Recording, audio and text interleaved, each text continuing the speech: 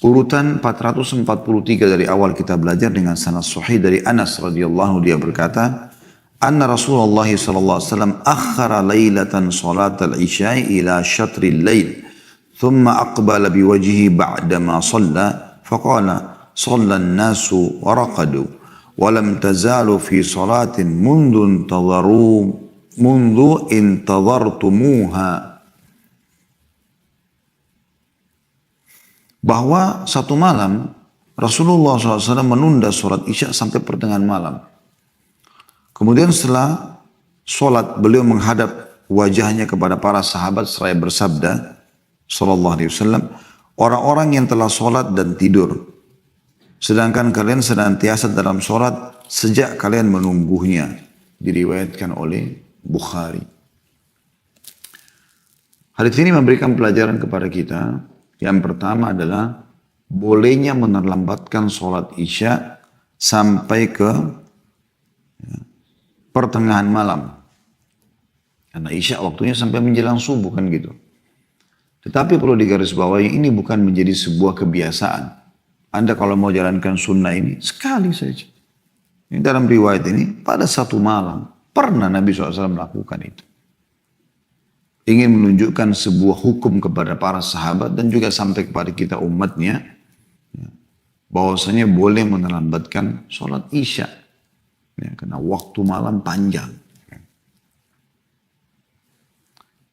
Maka ini hukum syar'i, makanya dikatakan boleh, tapi bukan menjadi sebuah kebiasaan. Kemudian yang kedua, keutamaan menunggu sholat. Yang merupakan judul dalam bab kita ini, anjuran menunggu sholat setelah sholat gitu kan. Karena Nabi SAW mengatakan, ada orang-orang, beliau mengatakannya, Sallan nasu waraqadu. Ada orang yang sudah sholat duluan, dan mereka tidur. Lalu Nabi SAW berkata kepada sahabat yang nunggu Nabi, tetap nunggu di masjid. Jadi Nabi SAW nggak keluar nih. Udah azan isya tapi Nabi nggak keluar. Sahabat di situ nunggu sampai seperdua malam, pertengahan malam, baru Nabi SAW keluar. Baru diiqamahkan isya. Waktunya cukup lama. Ya. Pertengahan malam itu, kalau kita mungkin sekarang jam 11, jam 12 ya, malam gitu. Kalau kita misalnya isyanya jam 7:30, ya, kemungkinan besar jam-jam begitu. Jam 11, jam 12 malam. Jadi kalau kita ambil kurang lebih lah 3-4 jam ya. Menunggu antara azan dan iqamah. Dan Nabi SAW berkata setelah sholat, orang-orang sudah sholat duluan di awal waktu dan mereka tidur. Tapi kalian, kata Nabi SAW, walam tazalu fi sholatin mundun tadartumuha. Intadhartumuha. Kalian terus dicatat pahala sholat ini selama kalian menunggu sholat tadi. Karena menunggu sholat berjamaah bersama Nabi SAW. Ini keutamaan menunggu sholat. Dan dari sini juga kita ambil pelajaran. Ya. Kalau hadis ini lebih khusus lagi. Kalau hadis dari sebelumnya antara duhur dengan asar, asar ke maghrib, maghrib ke isya. Kalau ini lebih khusus lagi. Maksudnya antara azan iqamah saja, selama orang masuk ke masjid, sholat qobliyah misalnya, dan antara azan iqamah ada jeda waktu, dia masih menunggu, diisi dengan doa segala macam. Ini juga dicatat mendapatkan pahala sholat. Dan ini karunia Allah SWT yang luar biasa teman-teman. Berarti ada penekanan untuk datang di awal waktu. Dan kita ambil ini mutiara yang ketiga dari hadis. Ya. Pelajaran pertama atau mutiara pertama tadi adalah bolehnya menerlambatkan sholat isya sampai pertengahan malam. Dan ini hanya dilakukan sekali, 2 kali dalam hidup kita. Jangan jadi sebuah habit. Karena ini Nabi SAW juga lakukan sekali. Selebihnya Nabi SAW kerjakan di awal waktu. Yang kedua tadi adalah keutamaan menunggu sholat dengan sholat yang setelahnya. Kemudian yang ketiga, yang bisa kita ambil adalah keutamaan atau mendapatkan pahala sholat tadi itu, walaupun hanya antara azan dan iqamah. Dan di sini ada keutamaan seseorang ya, yang menunggu ya, antara sholat, antara azan sama iqamah itu. Dan kemudian kita ambil juga mutiara yang terakhir dari hadits ini adalah anjuran untuk memberikan jeda waktu antara azan dan iqamah, tidak terburu-buru. Karena memang ini jeda waktu yang kita sholat qobliyah, jemaah juga pada mau sholat qobliyah, waktu mustajab doa gitu kan. Ada sebuah masjid yang saya biasa sholat di situ, tidak jauh dari rumah. Masya Allah, tabarakallah. Durasi antara sholat ke sholat itu tidak pernah kurang antara 10 sampai 12 bahkan 15 menit. Syaitan teman-teman sekalian seringkali membuat ini seperti waktu yang panjang sekali. Padahal Anda kalau masuk ke restoran, Anda masuk ke satu toko, kalau misalnya Anda lagi pengen beli ya pakaian yang Anda suka misalnya, maka kalau misalnya pegawai restoran mengatakan karena makanan favorit Anda akan disiapkan, dia mengatakan ini makanan ini khusus kita butuh 10 sampai 15 menit, Anda akan mengatakan tidak masalah. Atau Anda mau beli baju, lalu orangnya mengatakan, saya butuh 10-15 menit, saya akan cek di gudang. Anda akan mengatakan, iya karena baju kesukaan Anda. Kenapa teman-teman kalau masuk masjid, Anda bisa dapat keutamaan sholat qobliyah dengan tuma'nina. Anda bisa dapat waktu mustajab antara azan dan iqamah. Lalu Anda sia-siakan itu. Kenapa buru-buru iqamah? Kenapa durasinya cuma 2 menit? Atau ada orang kadang-kadang dia muadzin. Sementara dia selesai azan, mungkin orang masih baru keluar dari rumahnya. Dia sholat sunnah qobliyah. Kadang-kadang bahkan sholat sunnah qobliyahnya cuma 2 rakaat. Misalnya duhur kan dianjurkan 4 rakaat sebelum duhur ya. Tapi dia sholat 2 rakaat saja. Begitu selesai, langsung dia iqamah. Jadi orang yang lain baru datang aja belum sempat sholat qobliyah. Padahal kalau dia biarkan, muadzin berikan jeda kesempatan, imam berikan jeda kesempatan. Dia juga termasuk bisa, kalau dia niatkan memang memberikan kesempatan jemaah, dia panen pahala sholat mereka. Kan begitu. Nah ini juga harus dijadikan sebagai sebuah pelajaran penting. Yang terakhir teman-teman sekalian yang kita bahas ya, adalah hadis 444 dari awal kita belajar. Nah, ini hadis ketiga dalam bahasan kita ini.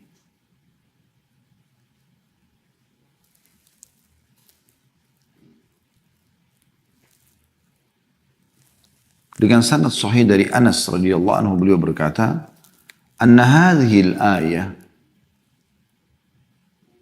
Sajdah 16, tatajafa junuhum anil madaji' nazalat fi intidhari salati allati tud'a al-'atamah." Bahwasanya ayat ini yang artinya lambung-lambung mereka menjauhi tempat tidur, As-Sajdah ayat 16, turun berkaitan dengan menunggu sholat yang dikenal dengan sholat Isya. Diriwayatkan oleh At-Tirmidzi dan dia mengatakan hadis hasan sahih. Ya, ada gharib tambahannya, tapi Syekh Albani menetapkan sahih. Baik teman-teman, coba saya ajak teman-teman untuk membuka surah Sajdah ayat 16. Ya. Kita lihat seperti apa janji Allah Azza wa Jal di dalam surah ini. Dan bagi teman-teman yang jadi imam di masjid, subuh tadi, Jumat, dianjurkan Nabi SAW sunnahnya membaca surah Sajdah ya, di rakaat pertama dan di rakaat kedua membaca surah Al-Insan. Ya. Kalau Anda merasa kepanjangan, Anda bisa baca surah Sajdah dibagi 2 insya Allah. Yang penting sudah melewati ayat perintah sujudnya, Anda sujud, kemudian Anda bangun menambah 2-3 ayat, lalu kemudian Anda ruku. Rakaat pertama, lalu sisanya Anda baca di rakaat kedua ya. Surah Sajadah ini, yang tepatnya surah nomor 32 ya. Di ayat 16-nya, atau kita mulai dari ayat 15 ya, tepatnya ayat tentang sujudnya itu. A'udzu billahi minasyaitonir rajim. Innama yu'minu bi ayatina alladhina idza dzukiru biha kharru sujjadan wa sabbahu bihamdi rabbihim hum la yastakbirun. Sesungguhnya orang-orang yang benar-benar percaya kepada ayat-ayat kami adalah mereka yang apabila diperingatkan dengan ayat-ayat itu, mereka segera bersujud seraya bertasbih dan memuji Rabb-nya, dan lagi pula mereka tidak sombong. Nah, teman-teman perhatikan ya, bagi yang buka aplikasi Al-Qur'annya, di akhir potongan ayat 15 ini, la yastakbirun, ada seperti tanda mihrab ya di situ. Atau saya tidak tahu di aplikasi Anda seperti apa, tapi umumnya sekarang itu ada tanda. Itu maksudnya disuruh sujud, anjuran untuk sujud.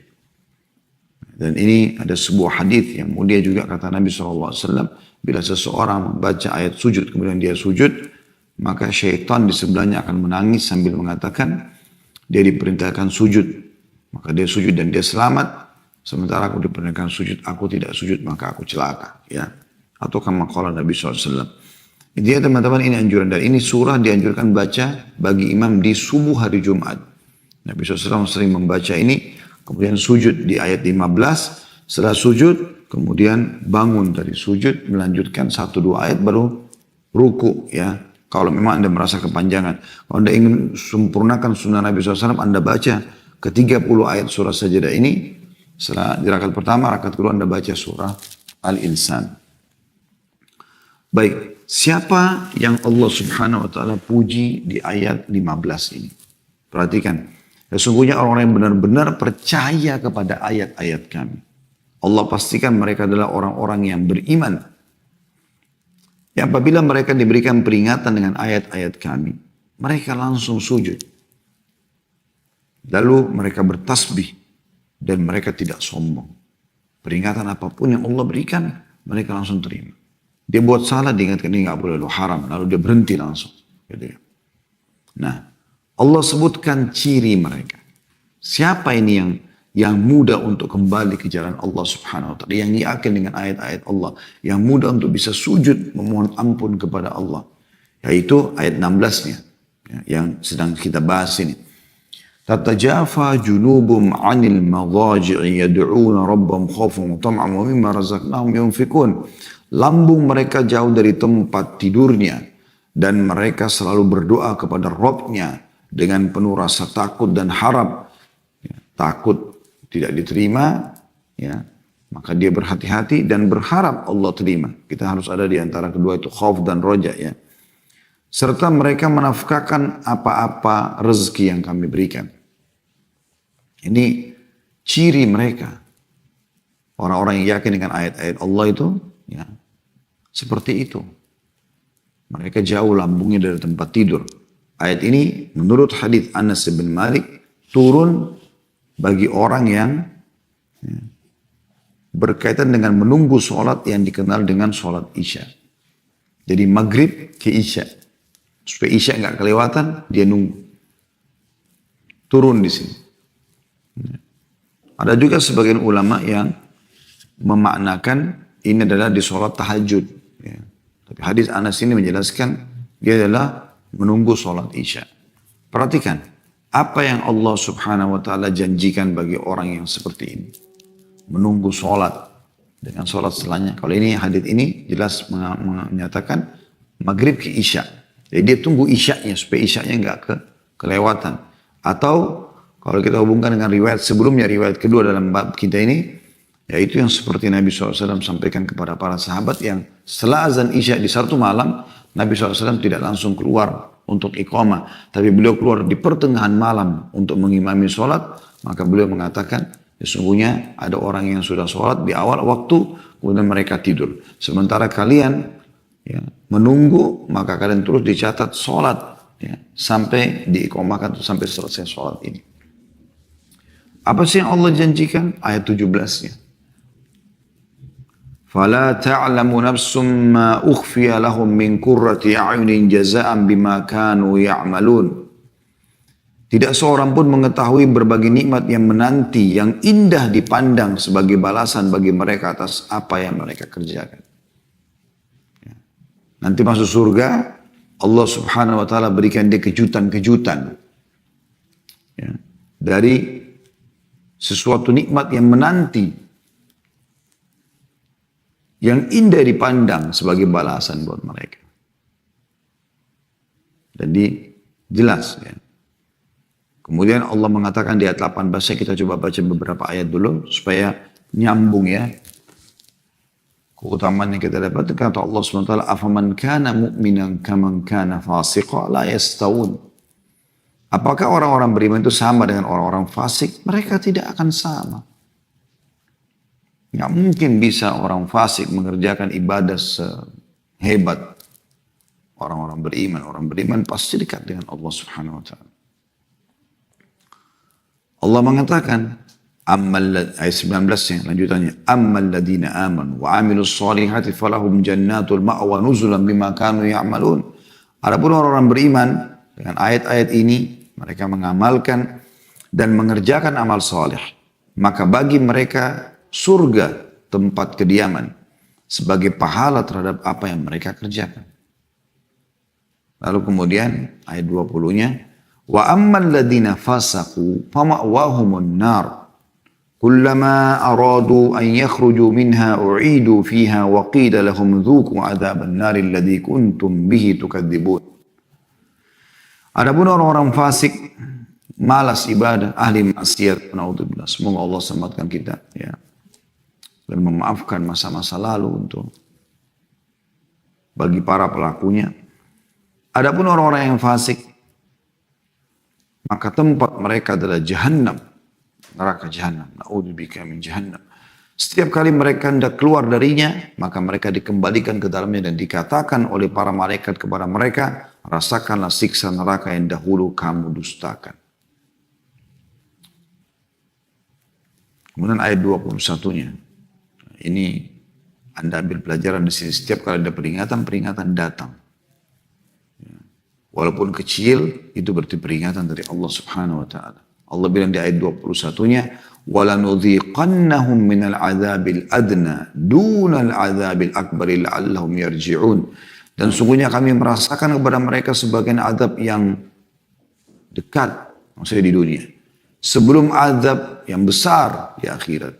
Mudah-mudahan mereka kembali ke jalan yang benar. Jadi cobaan-cobaan itu datang. Makanya sebagian salaf mengatakan, aku tahu aku punya dosa pada saat aku melihat perubahan sikap pasangan hidupku, perubahan sikap tungganganku. Zaman dulu mereka pakai unta, kuda, keledai, dan juga tikus yang ada dalam rumahku. Begitu mereka bermuhasabah. Lalu kemudian kita tutup dengan ayat 22 teman-teman. Kata Allah SWT, وَمَنْ أَظْلَمُ مِمَّنْ ذُكِّرَ بِآيَاتِ رَبِّهِ ثُمَّ أَعْرَضَ عَنْهَا إِنَّ مِنَ الْمُجْرِمِينَ مُنْتَكِمُونَ. Dan siapakah yang lebih zalim daripada orang-orang yang telah diperingatkan dengan ayat-ayat Tuhannya. Anda sekarang sudah dengar firman Allah SWT. Sudah dengar hadits Nabi SAW. Kemudian dia berpaling darinya. Gak penting. Udah tahu. Tapi gak diamalkan. Sesungguhnya kami akan memberikan pembalasan kepada orang-orang yang berdosa. Ya, ini yang kita bahas teman-teman sekalian. Baik teman-teman sekalian, ini bahasan kita. Semoga insya Allah bisa diambil pelajaran dari semua apa yang kita ambil pelajaran ini. Atau yang sudah kita pelajari.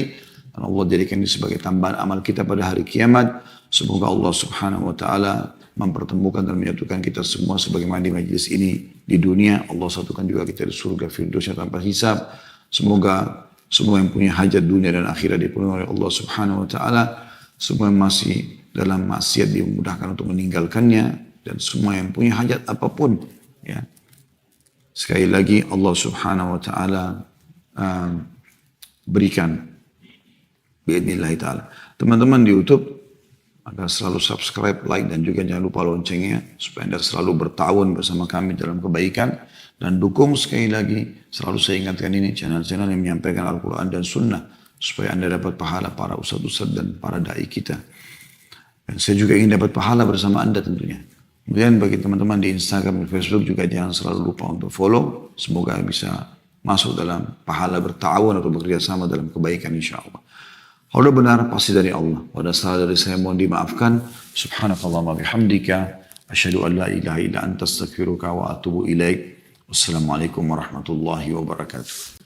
Satu hari lagi saudaraku seiman Allah berikan kepada kita umur, yaitu hari ini yang harusnya setiap mukmin mensyukurinya dan juga berusaha mengisi dengan kebaikan-kebaikan serta bertaubat bila masa lalunya memiliki dosa-dosa dan berdoa kepada Allah Subhanahu wa taala supaya kedepannya dipanjangkan umurnya. Kalau Allah masih memberikan lagi satu hari besok, lakukan hal yang sama. Dikasih lagi satu hari setelahnya, lakukan yang sama sampai ajal kita datang. Karena memang hari ini milik kita. Esok masih sesuatu yang tidak jelas apakah kita masih hidup atau tidak. Maka seorang mukmin harus jeli. Dia memaksimalkan nikmat yang sudah Allah berikan kepada dia, di antaranya masih ada kesempatan hidup di muka bumi ini. Maka jaga semua ibadah-ibadah saudaraku seiman, karena itu akan bermanfaat bagi Anda sendiri. Dan kalau Anda lalaikan ibadah-ibadah tersebut, maka Anda sendiri juga yang akan rugi. Kita akan melanjutkan bahasan bedah buku kita Sahih At-Targhib Tarhib, dan kita masih di pasal ke-22 dalam kitab sholat, yaitu anjuran menunggu sholat setelah sholat tentunya. Kita akan masuk teman-teman sekalian lanjutannya pada siang ini, semoga Allah berkahi. Hadits nomor 445, urutan 4 dalam pasal kita dengan sanad sahih dari Abdullah bin Amr radhiyallahu anhuma. Dia berkata, "Shallaina ma'a Rasulillah sallallahu alaihi wasallam al-maghriba, faraja'a man raja' wa aqaba man aqab. فجاء رسول الله صلى الله عليه وسلم مسرعا قد حفزه النفس وقد حصر عن ركبتيه قال أبشروا هذا ربكم قد فتح بابا من أبواب السماء يباهي بكم الملائكة يقول انظروا إلى عبادي قد قضوا فريضة وهم ينتظرون أخرى." Kami telah sholat maghrib bersama Rasulullah SAW, maksudnya satu hari. Di antara kami ada yang pulang ke rumahnya, dan ada di antara kami yang tetap tunggu di masjid, dari maghrib ke isya. Maka Rasulullah SAW datang dengan tergopoh-gopoh, atau nafas beliau, ya, karena biasa orang yang buru-buru itu biasa nafasnya lebih kencang ya, seperti itu kurang lebih keadaannya. Nafasnya terengah-engah dan beliau mengangkat kain sarungnya sehingga lututnya terlihat. Ya, karena beliau cepatnya ya, berlari untuk datang kepada para sahabat. Lalu beliau bersabda sallallahu alaihi wasallam, "Bergembiralah kalian." Siapa kalian yang menunggu di situ? Ya. Ini adalah Rabb kalian, Tuhan kalian, Allah Subhanahu wa taala. Sungguh Dia telah membuka salah satu pintu langit. Dia membanggakan kalian di hadapan para malaikat. Dia berfirman, "Lihatlah kepada hamba-hambaku.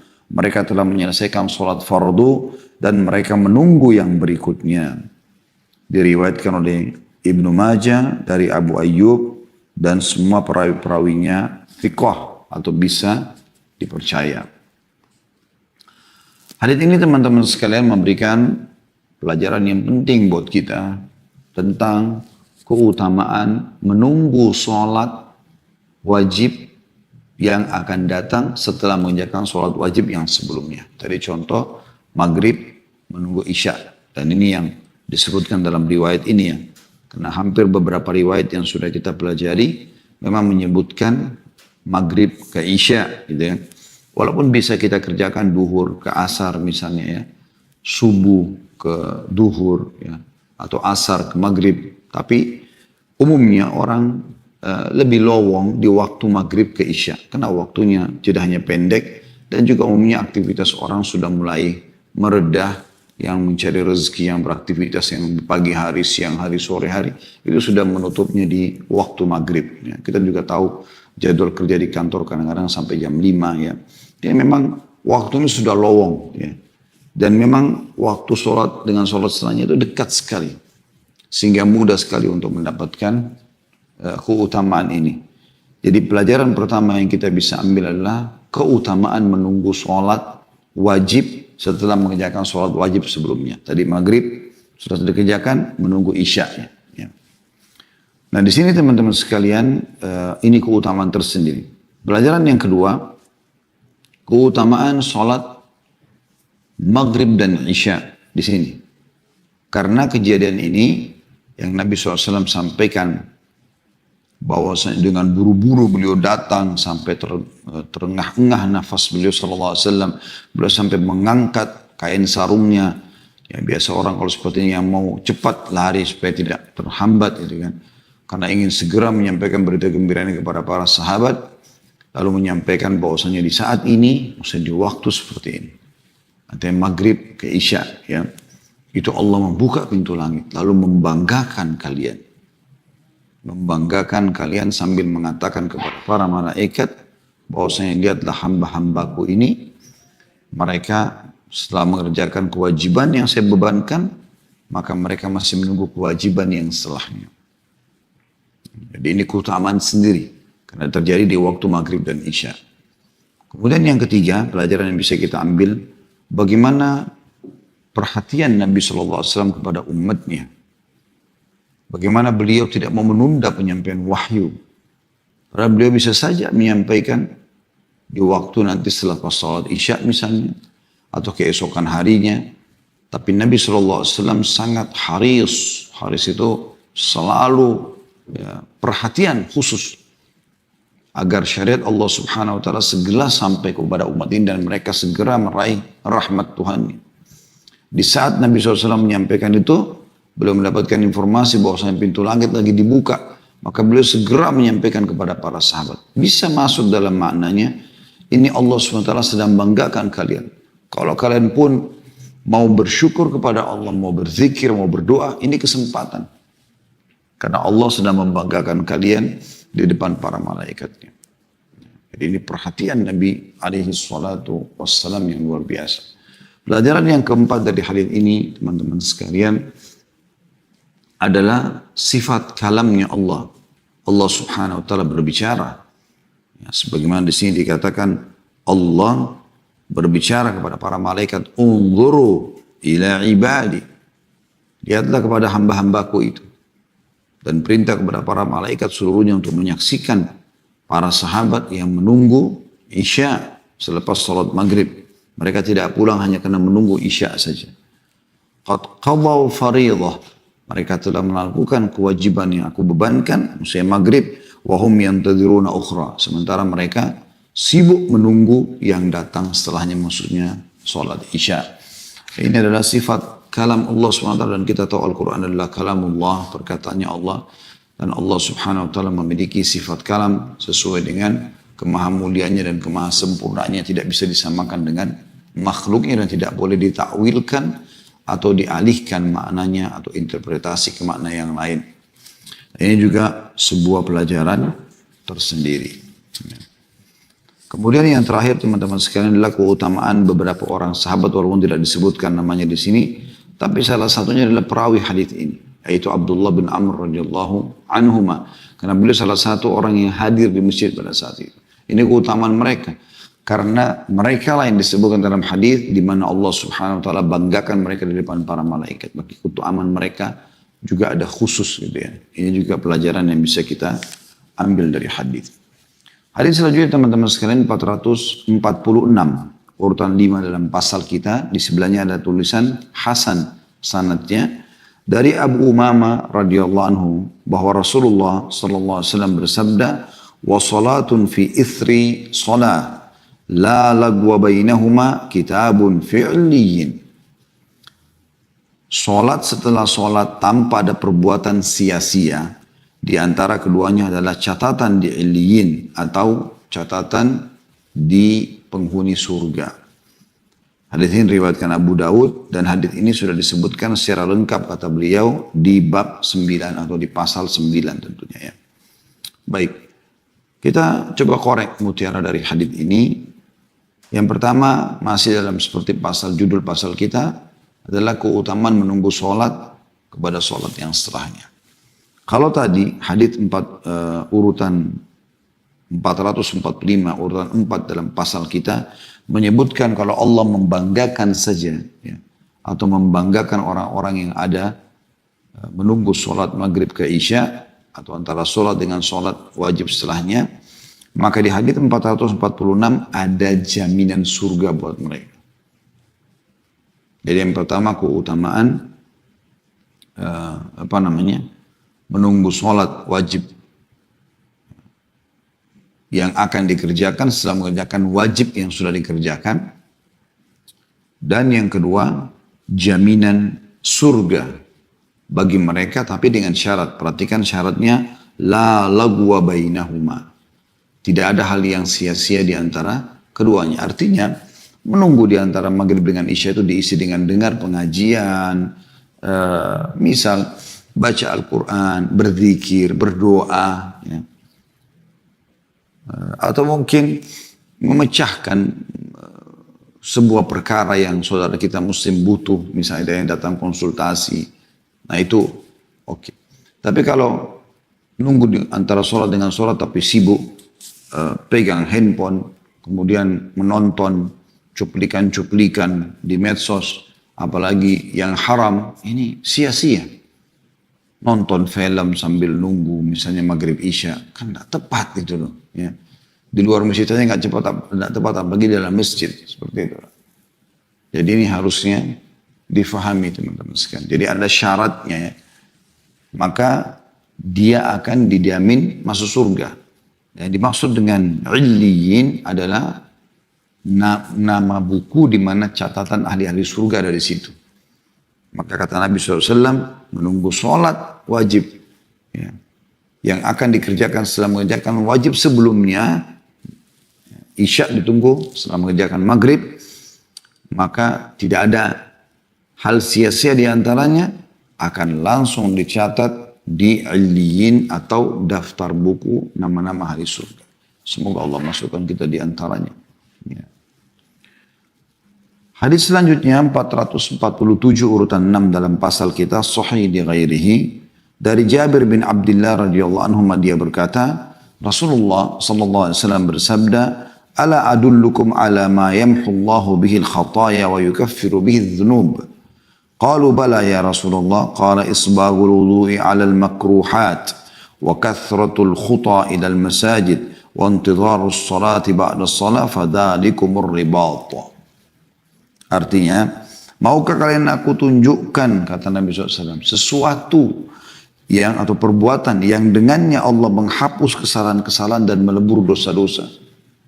Habis semua, diputihkan semua kesalahan kalian. Maka para sahabat dengan gembira menyambut mengatakan, ya wahai utusan Allah, tentu kami mau ini. Maka Rasulullah SAW bersabda, ya, menyempurnakan wudhu pada waktu-waktu yang dibenci, atau keadaan yang dibenci seperti udara sangat dingin. Kemudian memperbanyak langkah menuju ke masjid. Dan yang ketiga menunggu sholat sesudah sholat. Tadi ini jadi saksi bahasan kita. Nunggu isya setelah sholat maghrib. Gitu kan. Nunggu asar setelah sholat duhur misalnya. Maka itulah ketaatan yang terus menerus dicatat. Hadis ini teman-teman memberikan kepada kita beberapa pelajaran. Yang pertama, keutamaan menunggu sholat dengan sholat setelahnya. Ya. Ini sudah masuk dalamnya. Karena dia masuk dalam salah satu dari 3 perbuatan yang membersihkan dosa-dosa. Dan ini sebenarnya teman-teman sekalian bonus dari Allah Subhanahu wa Ta'ala. Untuk membersihkan dosa kan sebenarnya, kalau orang buat kesalahan di sebuah perusahaan, ini contoh saja rasionalnya, maka bagaimana caranya supaya perusahaan bisa memaafkan dia? Ya dia mengaturkan minta maaf. Kalau dalam hukum haknya Allah SWT, kita bertaubat, beristighfar kepada Allah SWT. Kita beristighfar itu minta maaf. Bertaubat berarti berjanji tidak akan mengulanginya. Maka kalau misalnya di alam manusia, maka dia minta maaf, dia coba perbaiki. Bisa diterima, bisa enggak. Kalau dihubungkan dengan Allah SWT berbeda. Kita istighfar dan tobat sudah diterima oleh Allah SWT. Tapi Allah memberikan kita peluang kesempatan yang lain untuk membersihkan juga dosa-dosa kita. Nah, di antaranya 3 perbuatan ini. 3 perbuatan ini.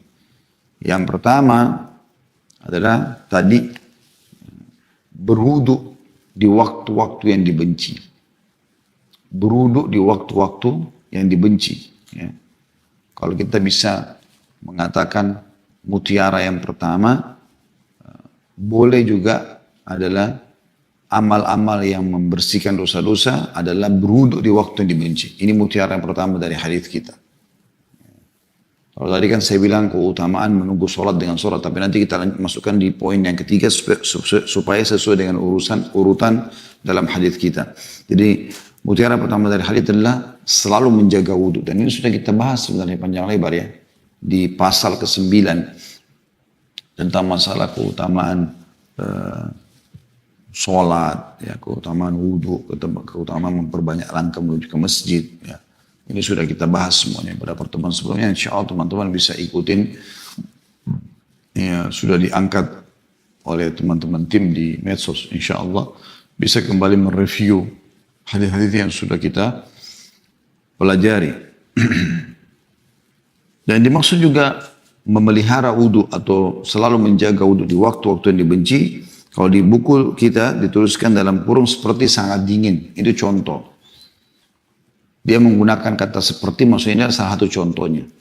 Kayak kalau lagi musim dingin sekali. Kan sekarang alhamdulillah sudah ada air panas yang bisa digunakan. Tapi ada beberapa wilayah atau kondisi orang-orang yang miskin.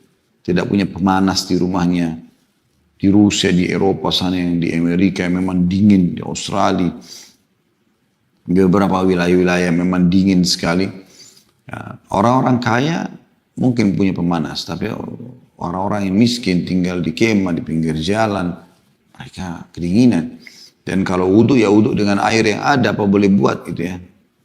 Saya beberapa hari ini dapat cuplikan ada saudara-saudara kita di Rusia, mereka dalam kondisi salju, full salju itu subhanallah. Tapi mereka sholat berjamaah. Saya nggak tahu komunitasnya itu apakah itu militer atau enggak, karena mereka pakai jaket yang full dan salju lagi turun gitu kan. Tapi mereka sholat di halaman di salju itu. Sampai mereka tuh kedinginan ya, sudah pakai double-double, mereka masih gosok-gosok tangannya, mereka sampai mengeluarkan uap ya, dari atau asap dari mulutnya. Dingin sekali, tapi mereka taruh sejadah dan mereka sholat berjamaah. Ya. Ada kemungkinan mereka sholat Jumat, atau ada kemungkinan mereka sholat wajib 5 waktu. Intinya mereka tetap jaga berjamaah. Ini luar biasa ini. Ya. Harusnya menjadi pelajaran buat kita. Saya sampai berpikir pada saat itu, bagaimana dengan kita yang tidak ada salju? Turun hujan kita masih bisa pakai payung, masih bisa pakai jas hujan. Kalau deras pun kita ada mobil, kita masih bisa pakai mobil ke masjid, walaupun dekat rumah gitu kan. Yang penting ada parkiran, bisa kita lakukan. Ini contoh saja. Dan bagaimana mereka berwudu itu? Karena mereka sholat di luar. Allahu a'lam kalau mereka sudah wudu di dalam, tapi sepertinya di luar situ. Biasanya orang kalau di komunitas tempat sholat kan wudunya dekat-dekat situ juga ya. Itu yang terlihat. Nah ini wudu di waktu-waktu seperti ini punya kedudukan tersendiri. Nah mirip juga kita kasih contoh yang lain. Misal Anda sudah rapi mau keluar, pakai baju yang bersih segala macam, sudah rapi mau bekerja, mungkin mau ke undangan, gitu kan. Anda sudah rapi, ternyata Anda batal wudhu, dan Anda tadinya wudhu memang niat kalau sholat saya langsung bisa sholat. Ini kan untuk wudhu di sini nih butuh perjuangan, karena orang kadang-kadang bilang sudahlah nanti aja ditunda sama dia misal. Maka alangkah baiknya ya selalu menjaganya. Nah, ini punya kedudukan sendiri ya. Kemudian yang kedua yang bisa membersihkan dosa-dosa adalah, dan ini mutiara yang kedua, kathratul khuta' ilal masajid, banyaknya langkah menuju ke masjid. Ini juga pernah kita jelaskan ya di bab atau pasal ke-9 pada saat itu. Dan penulis juga atau Syekh Albani juga menjelaskan riwayat Ibnu Hibban, dan ini telah disebutkan di bab ke-9 atau pasal ke-9. Ya. Nah ini pernah contoh sikap Abu Hurairah radhiyallahu anhu, beliau memang keluar dari rumahnya jauh sebelum waktu sholat. Artinya ada jedah waktu lah. Lalu beliau misalnya dari rumahnya ke masjid jaraknya cuma lurus saja, beliau putar. Sambil ngajak teman-temannya, kemudian sampai ke masjid. Jadi hanya untuk memperbanyak langkah menuju ke masjid. Kalau Anda masih ingat di pasal itu atau di bab itu juga pernah kita bahas tentang ada seorang sahabat yang rumahnya jauh sekali dari masjid. Ya. Sampai sahabat yang meriwayatkan hadis mengatakan, saya tidak pernah melihat ada orang yang sejauh ini rumahnya dari masjid, tapi tidak pernah dia ketinggalan sholat. Pokoknya azan sudah di masjid. Lalu kemudian saya lihat, karena saya tahu rumahnya jauh, saya mengatakan, hai fulan, kenapa engkau tidak membeli seekor keledai yang bisa memudahkan kau untuk datang dan pergi ke masjid? Maka dia mengatakan, aku tidak ingin itu, karena aku ingin langkah kakiku dicatat pahala dan menjadi saksi pada hari kiamat. Maka disampaikanlah hal tersebut kepada Nabi SAW. Maka Nabi SAW mengatakan dia telah mendapatkan itu semua. Kemudian yang ketiga ini saksi bahasan kita adalah menunggu sholat wajib setelah sholat wajib sebelumnya. Jadi seperti menunggu isya setelah mengerjakan maghrib tadi ya. Maka itu adalah ibadah yang terus menerus kata beliau SAW. Jadi kalau anda uduk batal anda uduk lagi, kan anda terus dalam ibadah uduk itu kan. Begitu juga dengan memperbanyak langkah menuju ke masjid. Ya. Karena anda selalu terikat kan. Jadi sholat subuh bisa anda mutar di masjid. Kan ada tuh. Duhur kan ada lagi nanti. Asar ada lagi. Maghrib ada lagi. Isya ada lagi. Jadi seperti ibadah yang bisa terus menerus kita dapatkan pahalanya. Ya kan? Begitu juga dengan menunggu sholat dengan sholat setelahnya. Yang seperti sudah kita singgung tadi ya. Hadis nomor 448 urutan 7 dalam pasal kita ini sahih. Ini hanya sanad saja dan diriwayatkan oleh Malik, Muslim, Tirmidzi, An-Nasai dan dari Abu Hurairah dan ia telah disebutkan di sana. Maksudnya hadis nomor urutan 448 mirip dengan 447. Selanjutnya teman-teman sekalian, hadis nomor 449 ya. Dan ini urutan 8 di dalam pasal kita sahih dari dari Ali bin Abi Thalib radhiyallahu anhu bahwa Rasulullah SAW bersabda, isbagul wudu'i 'alal makarih wa i'malul aqdami ila al masajid wa intidharus salati ba'da salat yaghsilul khataya ghasla. Menyempurnakan wudu pada keadaan yang dibenci seperti dingin. Tadi sudah kita jelaskan, seperti kondisi-kondisi tadi kita sudah rapi, kemudian kita harus ulangin uduk lagi misalnya. Kemudian mengayunkan kaki ke masjid, langkah-langkah menuju ke masjid, sudah kita jelaskan juga tadi. Dan menunggu sholat setelah sholat, menunggu isya setelah sholat maghrib tadi.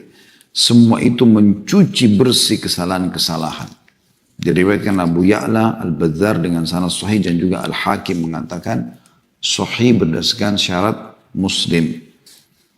Dan ini dikatakan di bawah dalam kurung, ini telah disebutkan hadis ini dalam bab taharah atau kitab taharah bab 7. Ya. Ini sudah kita paparkan tentu dan sudah kita jelaskan tadi juga di hadis sebelumnya tentang syarahnya. Kita masuk setelahnya teman-teman sekalian. 450 urutan dari awal kita belajar urutan 9 dalam pasal kita ini, bab kita ini. Dengan sanad hasan dari Abu Hurairah radhiyallahu anhu bahwa Rasulullah sallallahu alaihi wasallam bersabda, "Muntadhirus salati ba'da shalah kafarisin ishtadda bihi farasuhu fi sabilillah ala qashhi." Ya, ala qashhi wa huwa fi ribatil akbar. Orang yang menunggu salat setelah salat adalah seperti penunggang kuda yang bertempur sengit di jalan Allah kepada musuhnya. Sementara dia dalam kondisi siap siaga di medan pertempuran. Hadis ini diriwayatkan Ahmad dan juga At-Tabarani. Ini tambahan keutamaan tentunya teman-teman sekalian. Jadi kita bisa ambil dari hadis ini adalah satu mutiara keutamaan menunggu sholat dengan sholat di sini. Selain tadi ada jaminan dicatat sebagai orang yang ahli surga di Illiyin. Juga disebutkan akan menjadi pembersihan dosa, ya sudah kita paparkan di hadis-hadis yang sebelumnya. Juga Allah Subhanahu wa taala membanggakan mereka di depan para malaikat, ya. Juga di hadis yang sebelumnya di awal bab kita atau pasal kita 22 ini, bagaimana Nabi SAW menyatakan bahwasanya para malaikat mendoakan mereka ya selama mereka tidak pindah dari tempat sholatnya, ya, tunggu di situ tidak membatalkan wudhunya, maka dia mendapatkan ini keutamaan yang luar biasa, semuanya keutamaan yang besar. Ditambah lagi kalau kita tambahkan sini berarti sudah keutamaan yang kelima tentang masalah dia dihitung seperti orang lagi jihad. Orang kalau lagi jihad teman-teman sekalian, setiap langkah kakinya, bahkan setiap hembusan nafasnya bisa menilai pahala di sisi Allah SWT. Ya. Kuda pun yang dia bawa itu bisa jadi nilai pahala di sisi Allah Subhanahu Wa Taala. Maka kalau ada mujahid menghadapi musuh, kemudian dia dengan sengitnya menyerang musuh sehingga dia bisa membunuh musuh ataupun dia terbunuh mati syahid, maka seperti itu kurang lebih orang yang duduk tenang saja di masjid maghrib ke isya, duduk sejam baca Quran, zikrullah, seperti itu saja, sama dengan mujahid tadi. Ini keutamaan yang luar biasa. Ya. Di sini dikatakan wahuwa fir ribatil akbar, dia seperti orang yang sedang mengikat diri bersiap siaga di medan perang. Yang habis serang sini, bayi lagi atau strategi serang lagi sana, seperti itu. Terus non-stop. Itu antara sholat dengan sholat tadi. Hadis selanjutnya 451, urutan 10 dalam pasal atau bab kita ini. Maaf, saya akan fokus bahas, menyebutkan bab saja. Ya, mohon maaf kalau saya kadang-kadang menyebutkan pasal dan bab. Saya akan coba menyebutkan di bab kita ini. 451 dari awal kita belajar dan urutan 10 dalam bab kita dengan sanad sahih dari Ibnu Abbas radhiyallahu anhu, dia berkata Rasulullah SAW bersabda atani lailata rabbi, dalam kurung wa fi riwayah ra'aitu rabbi fi ahsani surah faqala li ya Muhammad qultu labbaika rabbi wa sa'dayk hal tadri fima yakhtasimu al-mala'ul a'la qultu la a'lam فوضع يده بين كتفي حتى وجدت بردها بين ثديي أو قال في نحري فعلمت ما في السماوات وما في الأرض أو قال ما بين المشرق والمغرب قال يا محمد أتدري فيما يختصم الملأ الأعلى قلت نعم في الدرجات والكفارات ونقل الأقدام إلى الجماعات وإسباغ الوضوء في السبرات وانتظار الصلاة بعد الصلاة ومن حافظ عليهن عاش بخير ومات بخير وكان من ذنوبه كيوم ولدته أمه. Kata Nabi SAW, semalam Rabbku mendatangiku. Rabbku mendatangiku. Dan dalam riwayat lain, aku melihat Rabbku dalam bentuk yang paling sempurna. Lalu dia Allah berfirman kepadaku, wahai Muhammad, aku menjawab, aku penuhi panggilanmu, ya Rabbku, demi kebahagiaanmu. Atau demi kemahabesaranmu. Ya, dan kebahagiaan datang dari sisimu. Allah berfirman, apakah kamu mengetahui dalam perkara apa para malaikat yang dekat denganku berselisih, berdiskusi, membicarakan? Aku menjawab, aku tidak tahu. Lalu Allah meletakkan tangannya, N-nya besar kata ganti Allah, di antara kedua pundakku sehingga aku merasakan dingin di dadaku. Dan atau beliau bersabda di leherku. Lalu aku mengetahui apa seketika pada saat itu yang ada di langit dan di bumi. Ya. Atau Nabi SAW bersabda antara timur dan barat. Allah SWT berfirman, wahai Muhammad, tahukah kamu dalam perkara apakah para malaikat yang dekat denganku berselisih atau sedang berdiskusi? Aku menjawab, ya, dalam urusan derajat-derajat. Dalam urusan kafara, pembersihan-pembersihan dosa. Mengayunkan langkah ke sholat jamaah. Menyempurnakan wudhu dalam keadaan dingin yang sangat. Dan menunggu sholat sesudah sholat. Barang siapa yang menjaganya, maka dia hidup dalam kebaikan dan mati dalam kebaikan dan statusnya dari dosa-dosanya adalah bersih seperti dilahirkan oleh ibunya. Dan hadis tentu masih ada lanjutannya, tapi sampai sini saksi bahasannya Sanadnya adalah Hasan, diriwayatkan oleh Tirmidzi dan disahihkan oleh Syekh Albani. Hadis ini sebenarnya teman-teman sudah pernah kita sebutkan ya di pasal atau di bab ke-16, tepatnya di bab ke-16. Kita kan sekarang di bab nomor 22 ya. Ini sudah pernah kita sampaikan dulu. Tapi kita ingatkan kembali karena diangkat oleh penulis lagi ya. Yang pertama pelajarannya adalah bagaimana agungnya mukjizat untuk Nabi SAW, yaitu bertemu dengan Allah Subhanahu Wa Taala. Ini salah satu mukjizat yang jarang disebutkan, gitu kan. Padahal ini kemuliaan tersendiri bagaimana Allah Subhanahu Wa Taala mendatangi Nabi Muhammad SAW sesuai dengan kemahabesaran dan kemahasempurnaan. Kita tidak perlu merincikan lebih jauh dan kita cukup mengimani keberadaannya. Ini kedudukan mukjizat Nabi Muhammad SAW. Dan dikatakan di sini bahwasanya fi ahsani surah, aku melihat Tuhanku dalam sesempurnanya wujud, ya. Allah alam seperti apa. Ini mukjizat tentunya. Kemudian yang kedua, bagaimana Allah Subhanahu Wa Taala memiliki sifat kalam, di mana Nabi SAW mengatakan, faqala li ya Muhammad, maka Tuhanku berkata, wahai Muhammad. Dan sudah kita jelaskan tadi, memang Allah SWT punya sifat berbicara sesuai dengan kemahabesaran dan kemahasempurnaan. Tidak bisa kita samakan dengan makhluk, tidak bisa juga kita interpretasikan. Ya. Yang ketiga yang kita bisa ambil dari hadis adalah bagaimana adab Nabi SAW. Dia mengatakan, labbaika rabbi wa sa'daik. Aku menjawab panggilanmu dengan santun dan kebahagiaan datang dari sisimu.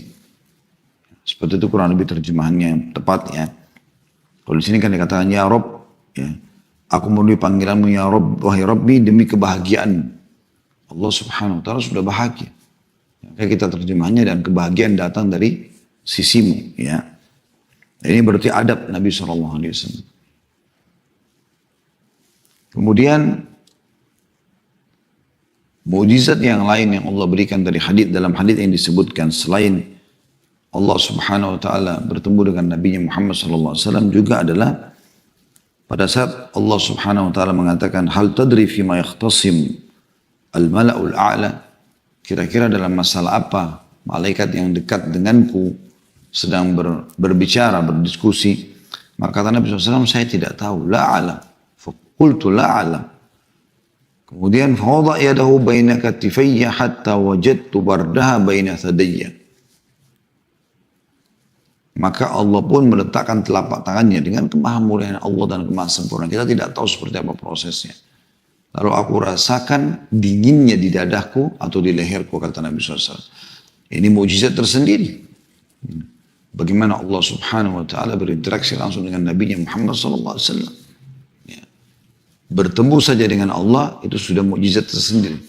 Kemudian Allah Subhanahu Wa Taala meletakkan telapak tangannya dengan kemahasempurnaannya, itu juga sebuah kemuliaan sendiri.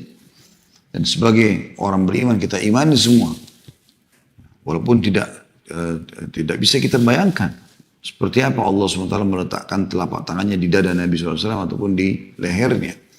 Tapi Nabi SAW menggambarkan Allah melakukan itu, dan Nabi pun merasakan dinginnya. Ya. Mukjizat yang ketiga yang Allah SWT berikan kepada Nabi Muhammad SAW dalam hadis ini, yaitu pada saat Nabi SAW ditanya, kira-kira dalam hal apa para malaikat sedang diskusi? Nabi SAW bilang, saya tidak tahu, karena beliau tidak punya ilmunya. Tapi setelah Allah Subhanahu Wa Taala meletakkan telapak tangannya yang mulia di pundak, di dada Nabi SAW ataupun di leher beliau, maka tiba-tiba mukjizat yang ketiga terjadi ini. Allah Subhanahu Wa Taala membuat Nabi Muhammad SAW kenal, tahu semuanya. Apapun beliau tahu di langit dan di bumi. Allah SWT berikan ilmu itu. Ini mukjizat yang ketiga, yang luar biasa. Ya, pada saat itu. Maka tiba-tiba Nabi SAW bisa tahu apa yang sedang didiskusikan oleh para malaikat. Maka beliau pun mengatakan, qultu na'am. Setelah Allah SWT ya, meletakkan telapak tangannya pada Nabi SAW, maka Nabi SAW pada saat itu mendapatkan informasi langsung. Ya, seperti mendapatkan ilham ilmu. Di mana Nabi SAW akhirnya bisa tahu. Maka beliau pun menjawab, mengatakan, ya, fid darajat. Ini mujizat yang ketiga ya, yang bisa kita ambil. Berarti ada sudah 4 pelajaran yang kita, ada 5 pelajaran yang kita ambil dari hadits ini ya. Yang pertama, mukjizat datangnya Allah SWT kepada Nabi SAW. Kemudian yang kedua, sifat kalamnya Allah Subhanahu Wa Taala. Yang ketiga adalah adab Nabi SAW kepada Allah SWT dalam menjawab. Yang keempat adalah mukjizat yang kedua. Kalau tadi mukjizat pertama adalah Allah bertemu, yaitu bagaimana Allah Subhanahu Wa Taala meletakkan telapak tangannya ya, di dada atau di pundak Nabi atau di leher Nabi SAW, gitu kan. Dan yang kelima, ini mukjizat yang ketiga, bagaimana Allah Subhanahu Wa Taala memberikan kepada Nabi Muhammad SAW informasi yang dibutuhkan di langit dan di bumi. Di sebuah riwayat dikatakan antara timur dan barat. Artinya Nabi SAW jadi bisa dengar malaikat sedang bicara apa di langit sana walaupun tidak ada di bumi. Ya. Kemudian yang keenam, datanglah rincian daripada apa yang sedang didiskusikan. Ya. Ini mutiara yang keenam, terinci tentunya. Kalau kita bagi ya, di mutiara yang keenam ini ada tentang ad-darajat, tentang amalan-amalan apa yang bisa membawa meninggikan derajat yang tinggi. Bagaimana hamba-hamba Allah ini diberikan oleh Allah SWT derajat-derajat tinggi di surga nantinya dengan amal-amal yang mereka kerjakan. Juga kafarat, apa saja yang bisa membersihkan dosa-dosa mereka. Kemudian naqlul aqdami ilal jama'at, juga langkah-langkah kaki yang menuju ke sholat berjamaah di masjid. Ya. Kemudian yang keempat, wa isbagil wudu' fis sabarat, selalu menjaga wudu atau memperbarui wudu di waktu-waktu yang dingin, susah. Yang kelima, wa intidharus salati ba'da shalah, menunggu sholat ya, yang akan dikerjakan wajib setelah mengerjakan sholat wajib sebelumnya. Yang keenam, ini ada 5 perbuatan ini yang sedang didiskusikan oleh para malaikat. Yang hanya Nabi SAW bisa tahu. Ya, karena mukjizat yang Allah berikan. Ini mutiara yang keenam. Di dalamnya ada 5 hal yang bisa atau yang sedang dibicarakan oleh para malaikat di langit. Ya, karena Nabi SAW tahu maka disampaikan juga kepada kita. Mutiara yang ketujuh adalah ini yang luar biasa. Jadi kalau Anda ingin bahagia, Anda ingin sukses di dunia, Anda ingin mati husnul khatimah, Anda ingin dibersihkan dosa Anda, ini kuncinya. Jaga perbuatan-perbuatan ini. Kata Nabi SAW, man hafadha alaihinna asya bi khair. Siapa yang menjaga ini, maka dia akan hidup bahagia. Di antaranya tadi menunggu sholat dengan sholat setelahnya. Wa mata bi khair, dan kalau mati juga dalam keadaan baik, husnul khatim.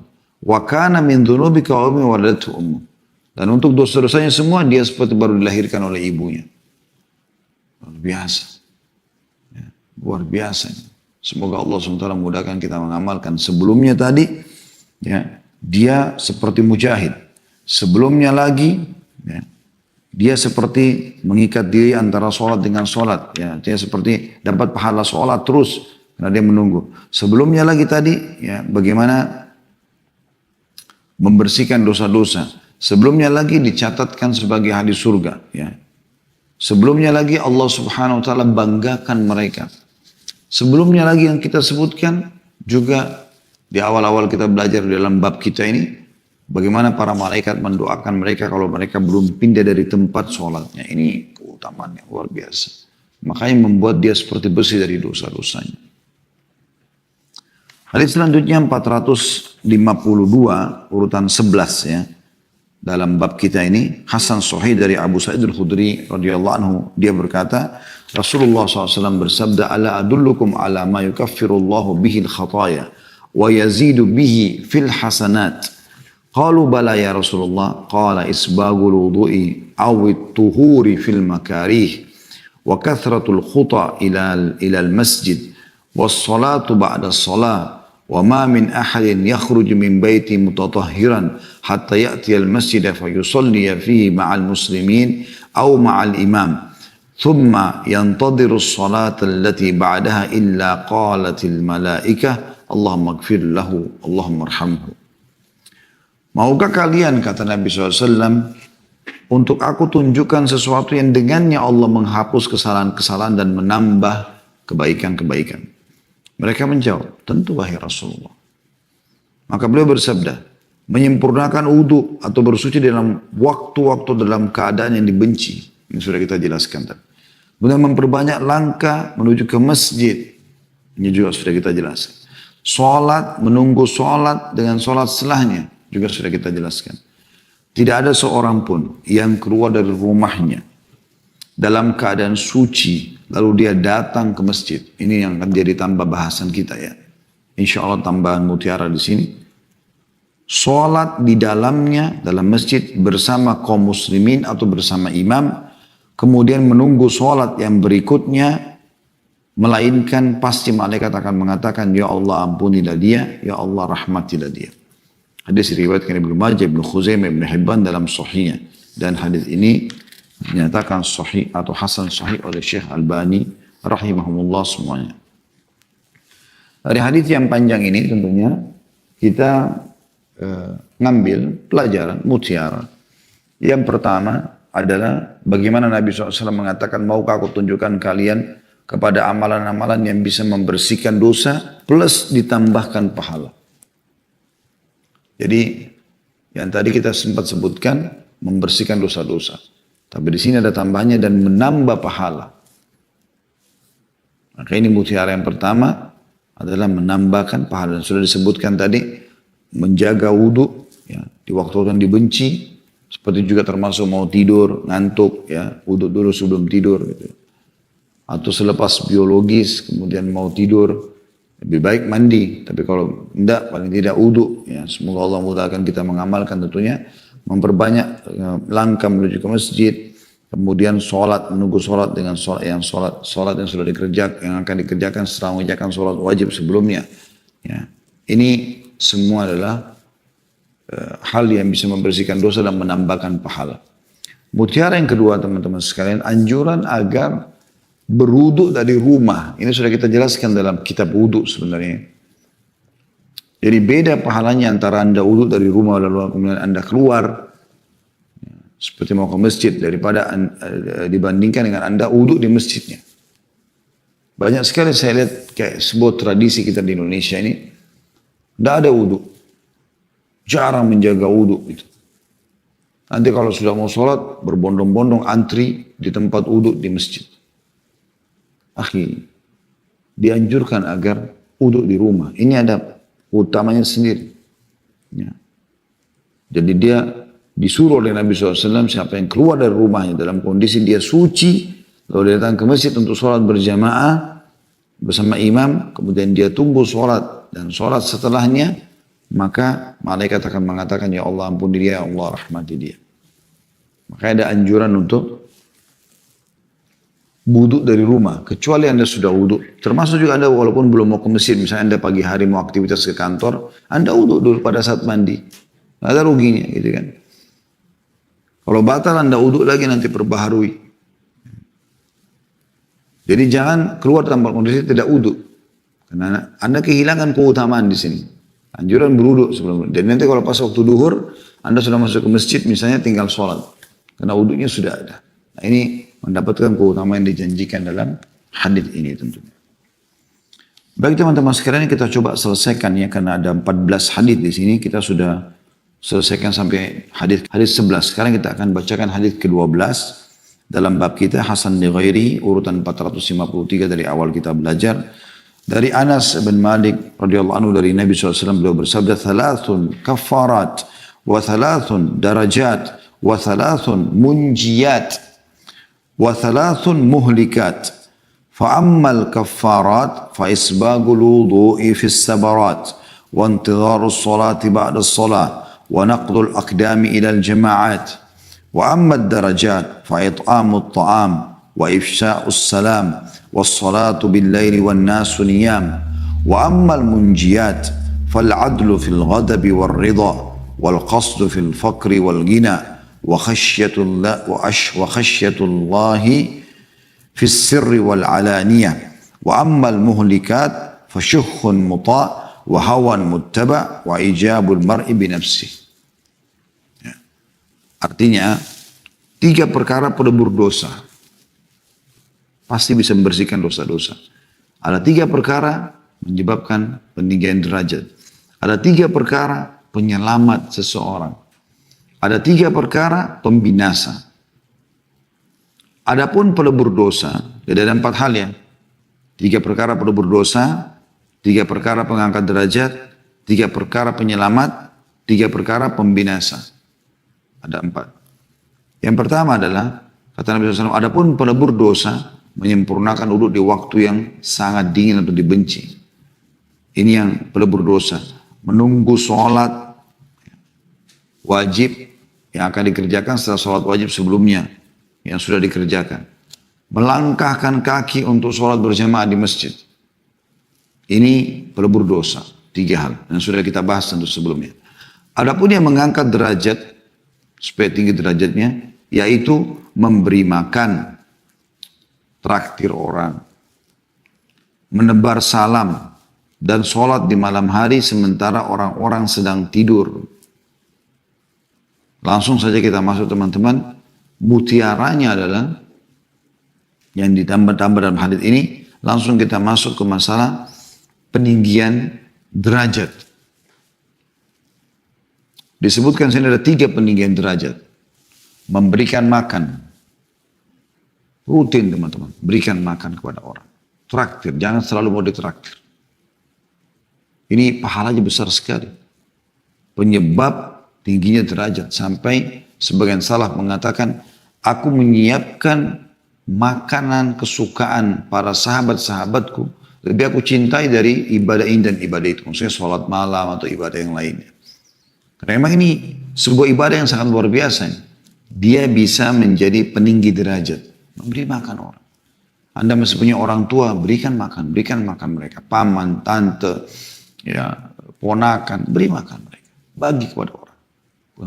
Punya hubungan kerabat, berikan. Kita punya hak silaturahim dan juga kita dapat pahala silaturahim dan juga dapat pahala sedekahnya, memberi makannya. Itu juga dengan umumnya muslimin. Berapa banyak orang yang lewat depan kita kelaparan, kenapa Anda tidak kasih makanan? Beri makan orang. Ini amal dari 3 yang peninggi derajat. Yang kedua, menebarkan salam. Ini banyak luput dari kaum muslimin. Malas sekali salam. Akhi dan ukhti. Suami istri. Kau lagi telepon-teleponan, lagi WA. Assalamualaikum. Semoga keselamatan selalu bersamamu. Warahmatullah. Semoga karunia Allah selalu datang untukmu. Wabarakatuh, dan semoga tercukupi kebutuhanmu. Indahnya doa ini kalau setiap suami istri ucapkan. Suami telepon atau WA, Assalamualaikum, lengkap. Warahmatullahi wabarakatuh. Apalagi Assalamualaikum 10 pahalanya. Warahmatullah 10 pahalanya. Wabarakatuh 10 pahalanya. Sebagaimana dalam hadis. Ini sudah sering kita sampaikan dalam keutamaan salam. Gitu kan. Ucapkan ini. Istri menjawab. Waalaikumsalam. Atau kita balik. Istri yang salam, suami yang jawab. Sama. Waalaikumsalam. Semoga juga keselamatan untukmu. Dunia dan akhirat. Warahmatullah. Semoga jauh karunia Allah, rezeki Allah selalu datang kepadamu. Wabarakatuh. Dan semoga berkah kau tercukupi. Sebarkan salam ini. Antara orang tua dengan anak. Anak dengan orang tua. Teman, adik sama kakak. Saudara sama saudara. Kakak sama adik, sepupu sama sepupu, teman sama teman. Saya lihat di Saudi ini luar biasa gitu. Salam ini betul-betul mereka hormati sekali. Sampai-sampai kami sering kalau bertamu di rumah teman-teman orang Saudi, lagi duduk sama-sama ngobrol nih. Kemudian dia izin masuk ke dalam untuk ngambil makanan atau minuman. Begitu dia masuk ke ruangan tamu, dia salam sama kami. Padahal baru duduk ngobrol sama-sama. Ini kayaknya asing sekali kalau di Indonesia. Atau kita di fasilitas umum kayak di lift, ya. Kalau kita masuk di mall, di mana-mana di Saudi, itu udah biasa. Ada orang baru naik, langsung dia salam. Bus, kereta api, pesawat bahkan, bolak-balik saya duduk di pesawat. Orang lewat, Assalamualaikum warahmatullahi wabarakatuh. Pramugaranya, Assalamualaikum warahmatullahi Salam. Kenapa kita nggak hidupkan salam ini? Sampai Nabi SAW mengatakan, La tadkhulul jannat hatta tu'minu. Kalian tidak akan masuk surga sampai kalian beriman. Wala tu'minu hatta tahabbu. Kalian tidak akan kalian tidak akan masuk surga sampai kalian beriman. Kalian tidak akan beriman kecuali kalian saling mencintai. Awala adullukum ala syai'in ma in fa'altumu tahabbtum. Mau enggak saya tunjukkan kalian amalan kalau kalian kerjakan kalian akan saling mencintai. Afsyus salam bainakum. Sebarkan salam di antara kalian. Untuk masuk surga beriman. Untuk beriman harus saling mencintai. Untuk saling mencintai sebarkan salam di antara kita. Salam. Assalamualaikum warahmatullahi wabarakatuh. Ini amalan yang kedua yang menyebab tingginya derajat. Amalan yang ketiga adalah sholat malam di waktu orang sedang tidur. Sholat malam di waktu orang sedang tidur. Jangan tinggalkan tahajud teman-teman sekalian. Cukuplah masa lalu malam-malam Anda selalu terlewatkan. Sekarang sholat akhi dan ukhti. Kenapa enggak sholat malam? Masalahnya apa? Kenapa Anda bisa begadang nunggu bola? Anda bisa begadang untuk ngobrol sama teman. Orang-orang yang ahli maksiat bisa begadang di diskotik, di bar, di karaoke tanpa merasa ada beban. Kenapa Anda tidak bisa begadang untuk Tuhan Anda? Bersama, bukan untuk Tuhan, untuk Anda. Tapi karena Tuhan Anda, Allah Subhanahu Wa Taala. Sholat malam kata Nabi SAW sewaktu orang sedang tidur. Memang di situ justru ya, penyebab tingginya derajat di surga. Kemudian kita ambil mutiara yang kedua dari hadis ini ya. Adapun yang menyelamatkan adalah, ini kita jadikan mutiara yang kedua dari hadis. Kata Nabi SAW juga ada 3 penyelamat. Yang pertama dari penyelamat ini mutiara kedua dari hadis. Berlaku adil pada waktu marah dan ridho. Mau emosi, mau nggak emosi, adil. Salah, benar-benar. Itu sifat orang mukmin. Dan Allah SWT mengatakan dalam Al-Quran, wa aqsitu, inna Allah yuhibbul muqsitin. Adillah karena Allah suka dengan keadilan itu. Suka dengan orang yang berbuat keadilan. Boleh kita nggak adil.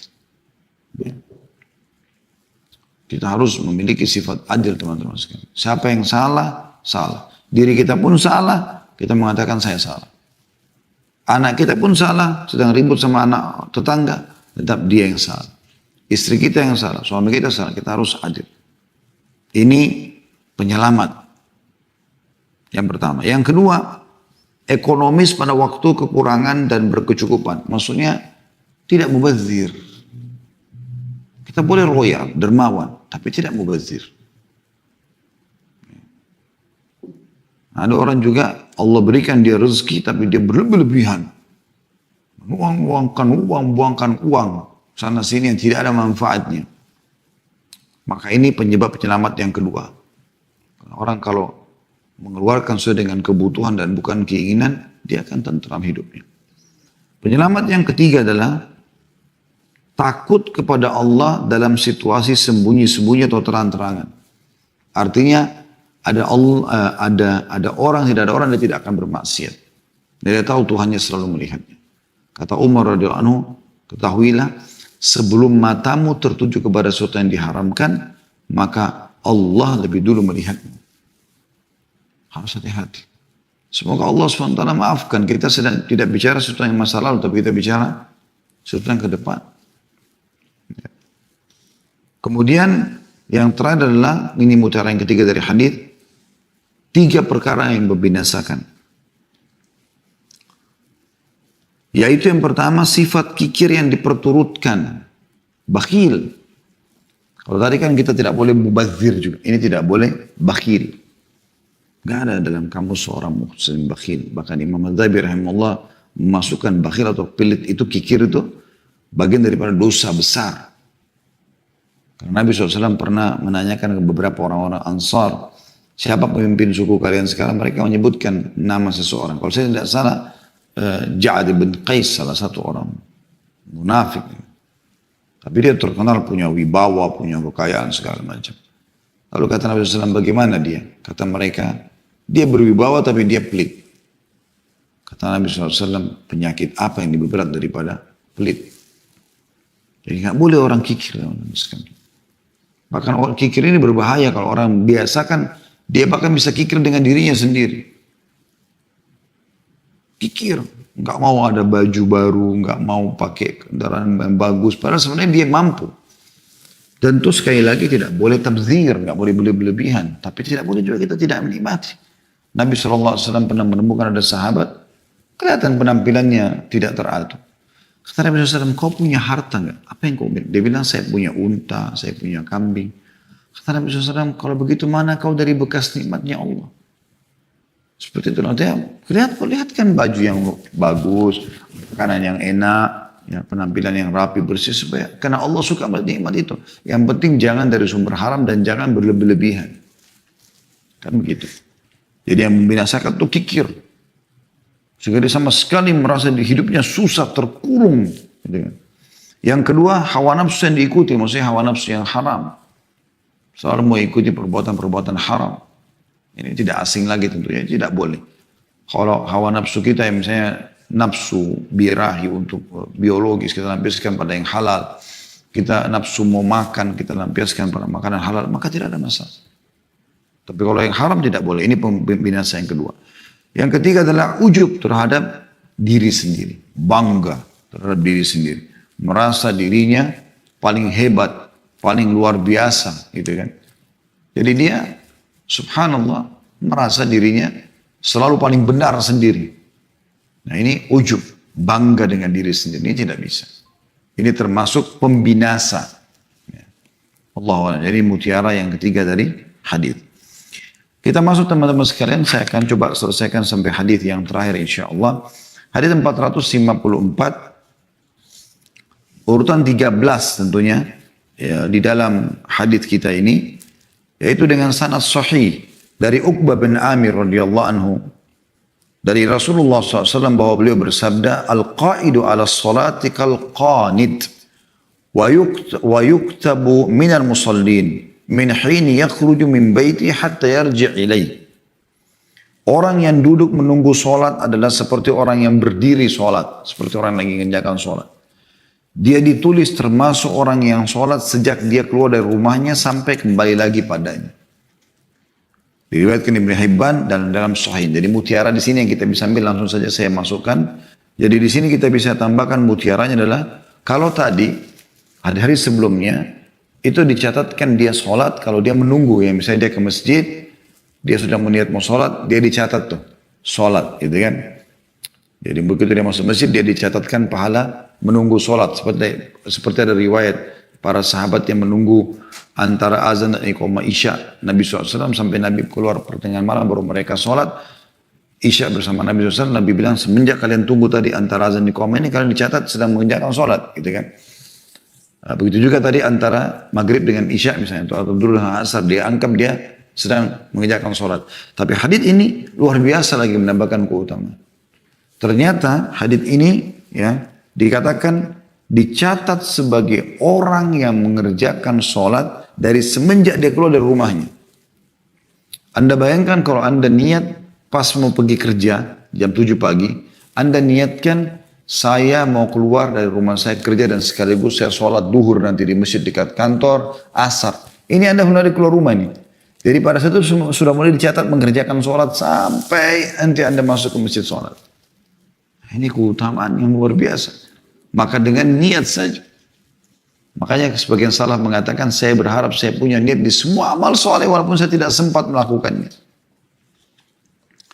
Beliau mengatakan hadis ini diriwayatkan Ibnu Hibban dalam sahihnya dan Ahmad meriwayatkan lebih panjang hanya saja lafadznya mengatakan al-qa'idu yar'as salata kal-qanit. Orang yang duduk menunggu sholat seperti orang yang berdiri sholat, gitu kan. Jadi keutamanya tadi yang kita bisa ambil tadi yang sudah saya sampaikan, kalau ini luar biasa, ini karunia Allah Subhanahu wa taala yang harusnya seorang mukmin jeli mengambilnya. Semoga Allah mudahkan kita mengamalkan. Setiap mau keluar rumah, niatkan akan mengerjakan sholat yang akan datang. Jadi Anda keluar dari rumah sudah dicatat pahala sholat duhur tadi. Asar juga Anda kerjakan. Apalagi kalau Anda keluar dari pagi jam 7, Anda sudah niat duhur, asar, maghrib, isya saya akan sholat di masjid dekat kantor misalnya. Atau di setiap masjid yang saya temukan. Berapa waktu kita dicatat sebagai orang yang sedang mengerjakan sholat. Itu kan luar biasa. Hadis yang terakhir teman-teman sekalian dalam bab kita ini, bab 22, hadis 455 dari awal kita belajar dan ini urutan 14 dalam bab kita ini, hasan li ghairihi, dari seorang wanita yang membaiat Nabi SAW bahwa dia berkata, Ja'ana Rasulullah SAW wa ma'ahu ashabuhu min bani Salimah. Faqarrabna ilaihi ta'aman fa'akal. Thumma qarrabna ilaihi wudu'an fatawadda. Thumma akbala ala ashabi faqal. Faqala ala ukhbirukum bimukafiratil khataya. Qalu bala. Qala isbagul wudu'i ala al-makarih. Wa kathratul khuta' ila al-masajid wa intidharus salati ba'da salat. Rasulullah SAW datang kepada kami disertai para sahabatnya dari Bani Salamah. Maksudnya sahabat ini, perempuan ini menceritakan satu waktu pernah Nabi SAW dan para sahabatnya datang kepada kami. Lalu kami menghidangkan makanan kepada beliau dan beliau pun memakannya. Kami pun menyiapkan air wudhu, beliau pun berwudhu. Kemudian beliau menghadap kepada para sahabatnya dan bersabda, maukah kalian aku tunjukkan pelebur-pelebur kesalahan? Dosa kalian akan dibersihkan. Para sahabat menjawab, tentu. Maka Nabi SAW mengatakan menyempurnakan wudhu pada keadaan yang dibenci. Sudah kita jelaskan tadi. Memperbanyak langkah ke masjid. Sudah kita jelaskan. Dan menunggu sholat setelah sholat. Hadis ini diriwayatkan Ahmad. Dan dikatakan bahwasanya rawi-rawinya atau perawinya semua bisa dijadikan sebagai hujjah atau diterima hadisnya. Dan ini tentu tidak kita tambahkan apa-apa karena memang menguatkan riwayat-riwayat yang sebelumnya. Menunjukkan pada buku kita, saudaraku seiman, kitab At-Targhib Tarhib yang ditulis oleh Al-Mundhiri rahimahullah dan ditelusuri kesahihan hadisnya oleh Al-Albani sehingga terbitlah buku Sahih At-Targhib Tarhib. Dan kita akan masuk insyaAllah masih dalam kitab solat, babnya atau pasalnya ke-22, anjuran menunggu solat setelah solat. Misalnya duhur ke asar, dia nggak ada kegiatan, dia nunggu sampai asar. Atau asar ke maghrib, atau maghrib ke isya. Nah ini paling umum ya, maghrib ke isya karena waktunya agak pendek. Ya, itu dia bisa nunggu ya, atau mungkin dari subuh ke duhur ya. Kalau isya ke subuh biasanya kan orang istirahat ya, malam. Kecuali di malam-malam i'tikaf. Nah ini dia mengikat diri antara sholat ke sholat, ini punya keutamaan tersendiri. Hadis pertama dalam bab kita ini adalah urutan 442 dari pertama kita belajar. Awal kitab ini, dan di sebelahnya bagian-bagian buku ada angka 1.2 sahih. Ya, artinya urutan pertama hadis ini dalam bab kita dan juga sanadnya sahih. Bunyinya dari Abu Hurairah radhiyallahu anhu bahwa Rasulullah sallallahu alaihi wasallam bersabda, "La yazalu ahadukum fi salatin ma damatis salatu tahbisu. La yamna'uhu ay yanqaliba ila ahlihi illa as-salah." Salah seorang dari kalian senantiasa dalam sholat selama sholat itu menahannya. Tidak ada yang menghalanginya untuk pulang kepada keluarganya kecuali sholat. Hadis ini diriwayatkan Bukhari di tengah-tengah hadis. Artinya ada awalnya hadis ini. Ya. Dan ada juga sambungannya. Ya. Dan juga diriwayatkan Muslim. Dalam riwayat Bukhari, Inna ahadakum fi salatin ma damatis salatu tahbisu wal malaikatu taqul Allahumma ighfir lahu warhamhu ma lam yakum min musallahu aw yuhdith. Sesungguhnya salah seorang dari kalian berada dalam salat selama dia ditahan oleh salat. Sementara itu malaikat terus berkata atau berdoa, ya Allah ampunilah dia dan rahmatilah dia. Selama dia belum beranjak dari tempat sholatnya atau berhadas. Ini riwayat Bukhari. Berhadas artinya membatalkan wudhunya, mengeluarkan angin misalnya.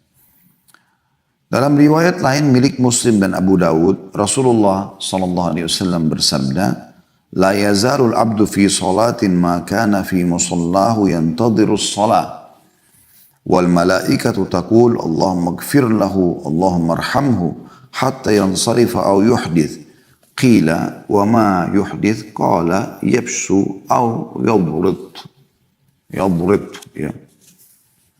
Artinya seorang hamba senantiasa dalam sholat selama dia di tempat sholatnya menunggu sholat. Sementara para malaikat berkata, ya Allah ampunilah dia, ya Allah rahmatilah dia. Sampai dia beranjak atau berhadas.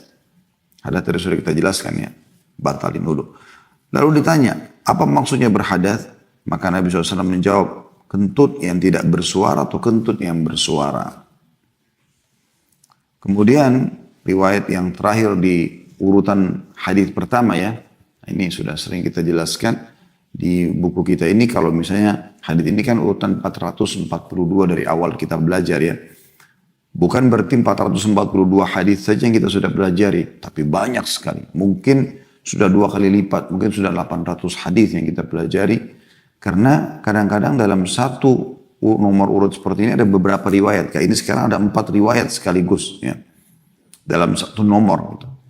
Belum lagi yang kita jelaskan tambahan-tambahan hadis untuk menjelaskan atau menguatkan syarah atau menjelaskan ya apa yang dimaksud dalam kandungan-kandungan hadis ini berupa pelajaran-pelajaran dan mutiara. Berarti kita sudah belajar, kalau Anda ikuti dari awal buku ini insya Allah bisa ratusan hadis, 800, 900 bahkan mungkin 1000 hadis.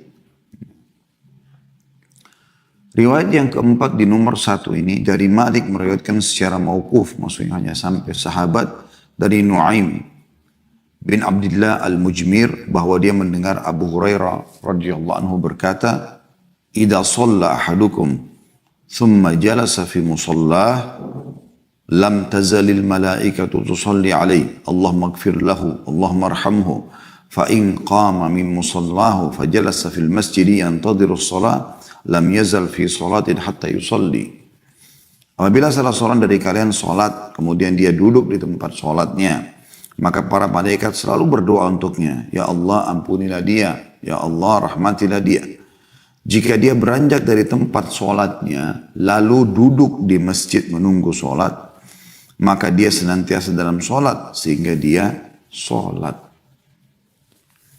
Baik teman-teman sekalian, seperti biasa kita akan coba mengorek mutiara-mutiara daripada hadis ini. Mutiara ilmu, keimanan, yang kita harap bisa mendongkrak kita untuk lebih rajin beribadah kepada Allah Subhanahu wa taala, terutama dalam masalah salat di masjid. Ya. Karena hadis-hadis ini banyak menyinggung masalah masjid. Kita lihat riwayat pertama yang berbunyi la yazalu ahadukum fi salatin ma damatis salatu tahbisu. Seseorang akan terus dicatat mendapatkan pahala salat selama salat yang menahannya ya, untuk pulang ke keluarganya. La yamna'uhu an yanqaliba ila ahli illa shalah. Tidak ada yang menahan dia untuk kembali ke keluarganya kecuali salat.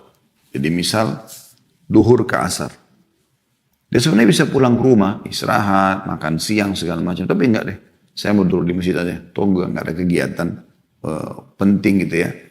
Mungkin juga istrinya lagi ada program, lagi ada acara, dia sampaikan istrinya, saya ingin duhur asar ini saya ingin ibadah kepada Allah Subhanahu wa taala. Saya di masjid atau di musola dekat rumah, ada apa-apa, telepon, insya Allah saya akan datang. Maka dia ngikat diri gitu ya. Jadi dia bahasakan ini tentu sebelum sholat ya. Karena nanti kita lihat kalau kita masuk dalam masjid, sholat misalnya Anda berada di saf pertama, Anda sholat sampai selesai sholat wajib, Anda berzikir, Anda tidak berbicara dengan orang, tidak membatalkan wudhu, ya, tidak berdiri dari tempat sholat, maka malaikat terus mendoakan. Gitu kan? Nah, kalau Anda mau gabungkan dua keutamaan, mendapatkan doa malaikat dan juga mendapatkan keutamaan dihitung selalu dalam sholat. Jadi misalnya duhur ke asar Anda duduk ini, tidak pulang ke keluarga kecuali karena mau nunggu sholat asar misalnya dari duhur ya. Maka seperti Anda sholat duhur, salam, sholat lagi, salam, sholat lagi, salam, non-stop sampai asar. Terus dapatkan pahala sholat yang sama sampai tiba waktu asar. Anda mau dapatkan keutamaan dicatat sholat selama 2-3 jam itu, dan juga mendapatkan doa malaikat, maka penuhi syaratnya. Yaitu Anda ikat diri Anda antara sholat dengan sholat, supaya dapat keutamaan sholat terus sepanjang waktu itu. Dan Anda dapat doa malaikat dengan cara tidak berbicara dengan orang di sebelah, tidak membatalkan wudu, dan juga tidak ya, pindah dari tempat sholat itu. Baik, Pelajaran pertama yang kita ambil adalah pentingnya menjaga sholat 5 waktu di masjid. Sholat 5 waktu di masjid. Dan bagaimana di dalam hadis ini dihubungkan keutamaan mengikat diri dari sholat ke sholat dengan mendapatkan pahala sholat yang dia sudah kerjakan terus non-stop sampai tiba sholat yang setelahnya. Yang paling mudah sebenarnya ini kita kalau menggunakan waktu maghrib isya ya. Waktu maghrib isya ini biasanya karena pendek, ada sejam 50 menit ya. Maka ini bukan waktu yang lama. Anda bisa baca Al-Quran, Anda bisa zikir, beristighfar kepada Allah, membaca salawat kepada Nabi SAW. Seperti sekarang hari Jumat ini waktu yang luar biasa untuk baca salawat kepada Nabi SAW. Disuruh kita perbanyak. Hari Jumat adalah hari yang paling mulia buat kalian. Maka perbanyaklah salawat padaku pada waktu itu. Sallallahu alaihi wasallam kita baca. Maka ini pelajaran pertama yang kita bisa ambil bagaimana ya, kalau sholat yang menahannya maka akan diberikan pahala ini. Apa maknanya juga makna lain yang bisa kita pahami kalau seandainya Anda menunggu antara duhur ke asar atau asar ke maghrib atau maghrib ke isya. Ya. Ini yang menahan Anda adalah misal karena longsor, niatnya karena banjir, karena nggak punya rumah, ya. Karena kebetulan mau janjian ketemu orang, maka tidak dapat keutamaan. Keutamaan ini harus orang dikatakan oleh Nabi SAW, madamatis sholatu tahbisuhu. Selama sholat yang menahan dia. Memang dia murni niatnya untuk itu. Lalu bagaimana solusinya? Innamal a'malu binniyat. Semua sesuai dengan niat seseorang. Jadi misal gini, Anda kena, sekarang ada banyak bencana, semoga Allah angkat dari negara kita dan dari dunia. Baru lagi terjadi longsor dan segala macam ini. Kalau misalnya pun Anda mengungsi di masjid, maka Anda niatkan, saya bukan karena longsor. Memang saya ingin mengikat diri saya antara sholat ke sholat. Sambil juga Anda tinggal di masjid itu. Maka dengan niat ini Anda dapat pahala. Kan gitu. Ini bisa Anda dapatkan pahalanya. Nah harus sholat yang menahannya, bukan yang lainnya. Anda hadir majelis ilmu, Anda niatkan memang mau mengikat diri antara sholat dengan sholat, tapi sambil dengerin ilmu. Nah, jadi Anda dapat 2 keutamaan sekaligus. Nah, ini yang dimaksudkan di sini. Maka ini berarti memberikan kedudukan menjaga sholat 5 waktu di masjid dan mengikat diri antara sholat dengan sholat setelahnya. Ini saking pentingnya untuk menjaga waktu sholat itu 5 waktu sampai diberikan keutamaan kalau kita menunggu di masjid tidak pulang supaya tidak ketinggalan sholat yang setelahnya. Dicatatkan pahala sholat terus non-stop. Di riwayat kedua juga sama bunyinya ya. Inna ahadakum fi sholatin madamatis sholatu tahbisu. Seseorang di antara kalian dicatat terus mendapatkan pahala sholat selama sholat yang menahannya. Dia nggak keluar dari masjid, maka terus dicatatkan pahala tersebut. Kemudian juga dalam riwayat yang ketiga tadi, la yazarul abdu fi sholatin makana fi musallahu yantadhirus sholat. Seseorang terus atau seorang hamba terus dicatat mendapatkan pahala sholat yang sudah dia kerjakan non-stop selama dia masih di musallahnya untuk menunggu sholat setelahnya. Kemudian dalam riwayat yang keempat tadi, idza shalla ahadukum thumma jalasa fi musallah, atau maaf, potongan yang kalau riwayat yang keempat potongan akhirnya yaitu dikatakan fajalasa fil masjid yantadhiru shalah lam yazal fi salatin hatta yusalliya. Kalau dia duduk di masjid karena menunggu sholat yang setelahnya, maka dia dihitung tetap dalam keadaan sholat atau mendapatkan pahala sholat. Ya. Karena memang yang menahan dia untuk pulang atau aktivitas karena sholat yang dia tunggu setelahnya. Gitu. Setelah saya duhur, dia tunggu asarnya ya seperti itu. Ini mutiara yang pertama yang sangat mahal teman-teman sekalian. Tapi sekarang kan lagi pandemi Ustaz, bolak-balik saya bahasakan teman-teman sekalian. Kata Nabi SAW, perhatikan ini. Inna idhamal ajri ma'idhamil bala. Besarnya kadar balasan pahala sesuai dengan besarnya kadar cobaan. Bahkan pernah seorang sahabat masuk menemui Nabi SAW. Beliau lagi demam. Lalu sahabat itu menyentuh selimut Nabi SAW, panasnya luar biasa. Sampai Nabi atau tubuh Nabi SAW, maka Nabi SAW, maka sahabat itu mengatakan, ya Rasulullah, Anda kena demam yang luar biasa nih. Panasnya kayak pegang bara api itu. Kata Nabi SAW, iya, aku diuji oleh Allah 2 kali lipat dari apa yang diujikan kepada kalian. Anda bisa bayangkan, kalau kita ini manusia normal bukan Nabi, 40 derajat saja sudah luar biasa panasnya, harus dirawat biasanya. Ya. Maka Nabi SAW double panasnya luar biasa cobaan buat beliau SAW. Maka sahabat ini mengatakannya, Rasulullah, apakah dengan begitu berarti Anda juga dapat double pahala? Kata Nabi SAW, iya. Iya. Karena lebih berat cobaannya, maka tentu saja lebih besar pahalanya, kan gitu. Maka orang ini bertanya lagi, ya Rasulullah, siapa orang yang paling berat cobaannya? Kata Nabi SAW, para nabi-nabi. Kemudian datang setelahnya, tergantung daripada level imannya. Orang yang paling dekat dengan imannya para nabi, berat juga cobaannya. Terus begitu. Turun, sampai tergantung kadar keimanan dia. Jadi cobaan memang akan datang. Gitu kan? Nah, di masa pandemi sekarang, cobaan datang kan? Sekarang diuji oleh Allah SWT. Siapa nih yang hatinya masih bisa terpaut dengan masjid.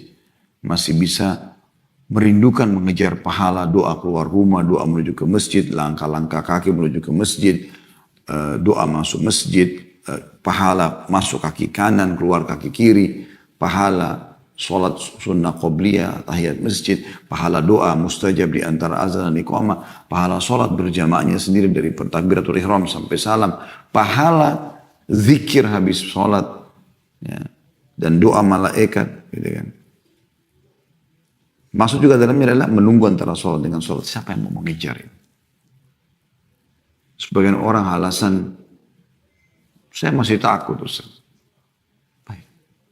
Kalau Anda mau dengar pendapat ulama di saat sekarang, orang cuma mengatakan kalau Anda masih khawatir dan memang zona Anda adalah zona yang merah, zona yang memang luar biasa penyebaran virus itu, Anda masih boleh pilih rumah. Tapi bahasa boleh pilih rumah bukan berarti dianjurkan tinggalkan masjid. Enggak. Tetap lebih afdal ke masjid. Kan itu.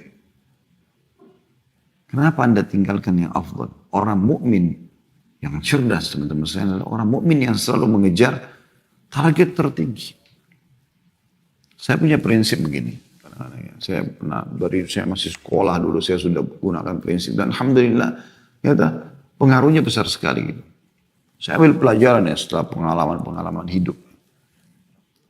Ternyata kita kalau misal dulu kalau masih kuliah nilai tertinggi 100. Nilai terendah untuk lulus minimalnya 60. Kalau kita targetnya 100, dan saya pernah begitu. Kalau saya target 100, maka saya bisa dapat 100 atau minimal kurang dari itu sedikit. 99, 98, 97. Ya paling rendah 90 lah. Karena kita targetnya 100. Ya. Beda sekali keadaannya dengan orang yang targetnya cuma 60. Yang penting saya lulus. Bisa sampai 60, bisa kurang dari itu. Dan itu banyak terjadi. Saya lihat banyak teman-teman mahasiswa dulu begitu. Yang penting saya lulus. Dia pokoknya dari 4 pertanyaan ujian, 2 jawab cukup begini. 3 jawab yang lain tidak masalah. Yang penting dia lulus. Nah, orang seperti ini nggak berprestasi. Ini saya tarik tolok ukur ke masalah afdal dan kurang afdalnya ibadah. Ya, afdalnya tadi Anda datang ke masjid. Anda takut, boleh ada sholat di rumah. Maka Anda kehilangan banyak peluang gitu. Banyak peluang yang hilang dari Anda. Maka teman-teman fahami masalah ini. Pergi ke masjid, akhi. Sholat di masjid. Ibu-ibu motivasi suami. Tinggal jaga protokol saja. Yang kedua teman-teman sekalian mutiaranya. Tentu di sini tadi untuk mendapatkan keutamaan antara sholat dengan sholat, ya, terus dapat pahala sholat di situ, perhatikan ada dua syarat ya. Yang pertama, madama as-sholatu tahbisu, selama sholat yang menahannya. Jadi bukan karena janjian sama orang, bukan segala macam, sudah saya sebutkan tadi poin-poinnya. Yang kedua, dia nggak pulang ke rumahnya. Dia nggak balik kepada aktivitasnya. Artinya, kalau ada orang yang, misal dia tunggu antara duhur sama asar, dia ingin duduk di tempat sholatnya, tapi subhanallah, dia kebelet, buang air kecil, buang air besar, gitu kan. Kemudian dia ke WC di masjid, kemudian dia kembali lagi. Ini tidak masuk dalam masalah ini. Artinya dia tetap dapat keutamaan itu karena dia punya uzur syar'i. Atau ada hal yang darurat, telepon, emergensi, dia harus jawab. Kemudian dia keluar dari masjid sebentar di teras masjid supaya nggak ganggu orang-orang yang masih ada di situ, yang mengaji, yang berzikir, yang berdoa, atau majelis ilmu misalnya. Kemudian dia masuk lagi setelah itu. Insya Allah ini masih masuk karena dia bukan pulang kepada aktivitas dia gitu kan. Dia hanya di daerah situ saja karena ada satu dan dua hal yang terdesak. Maka ini insya Allah masih mendapatkan keutamaan ini. Kemudian mutiara yang kedua teman-teman sekalian adalah bagaimana para malaikat mendoakan semua orang yang tetap di musallahnya. Musallah maksudnya bukan musallah yang kayak kita terjemahkan dalam bahasa Indonesia ya, tempat sholat kecil yang tidak ada mimbar, tidak ada sholat Jumat, bukan itu. Musallah dalam bahasa Arab adalah maksudnya tempat dia sholat. Misal, ini sering saya lihat ikhwah terjadi ya. Anda kalau sudah salam, jangan pindah dari tempat Anda sholat itu. Dia pindah ke saf kedua, pindah ke saf belakang. Kenapa nggak duduk di tempat yang sama? Karena makna yang paling tepat tentang musallahu adalah itu. Dia nggak geser-geser sana sini gitu. Ya. Situlah dia berzikir, maka malaikat akan mendoakan dia. Dan doanya mulia teman-teman sekalian. Allahumma gfir lahu. Ya Allah maafkan kesalahannya. Warhamhu. Kasihanilah dia. Gitu kan. Tapi ini ada syaratnya juga. Kalau ini syaratnya 3 ini. Untuk mendapatkan doa malaikat. Atau 4 kita bahasakan sebenarnya. 3 lah, lebih tepatnya 3 di sini. Yang pertama adalah malam yakum min musallah, selama dia tidak berdiri dari tempat sholatnya. Jadi kalau dia pindah, berarti doa malaikat bisa tidak ada. Kemudian yang kedua, au yuhdith, atau dia membatalkan wudunya. Sudah dijelaskan dalam riwayat tadi, dia mengeluarkan kentut atau angin bersuara atau tidak bersuara.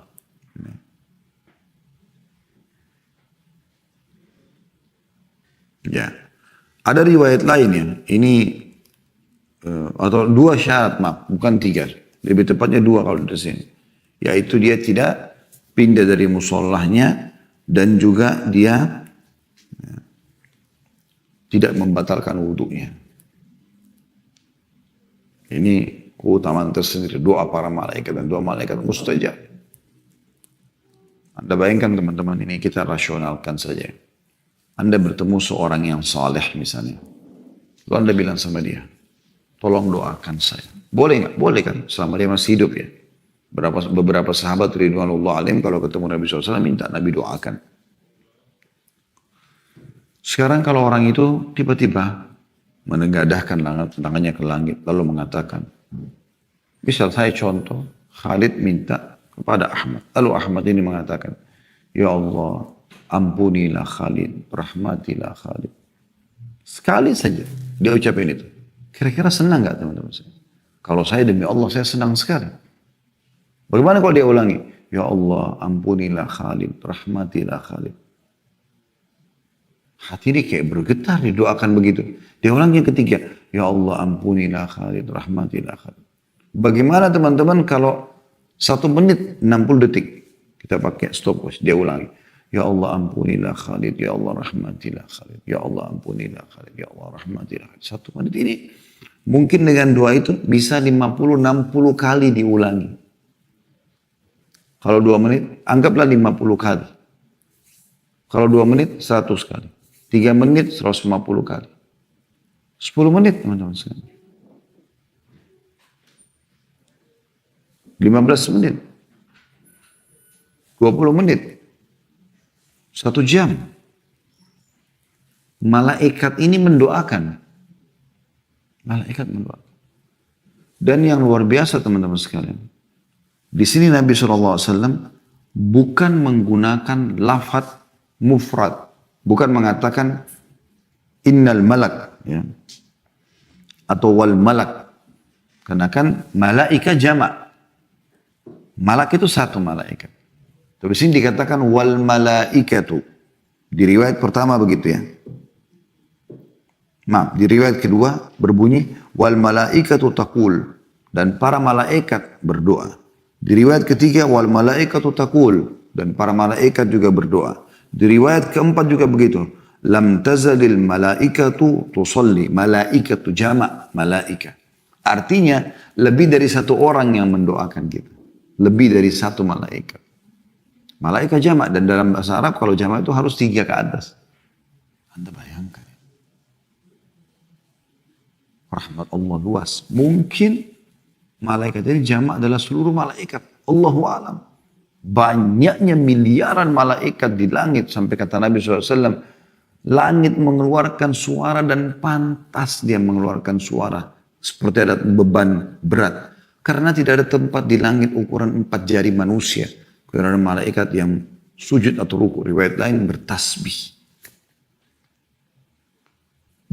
Berlipat-lipat ganda jumlah manusia. Kalau manusia sekarang populasi kurang lebih 7,5 miliar, maka malaikat yang menemani manusia saja, pencatat amal baik, amal buruk, dan ada hafadhah yang menjaga 3. Berarti yang menemani manusia saja kali 3 jadi jumlah manusia. Orang kafir tuh beriman sama, ada malaikatnya, kan gitu. Maka berarti jumlahnya itu 22 miliar sekian yang teman manusia saja.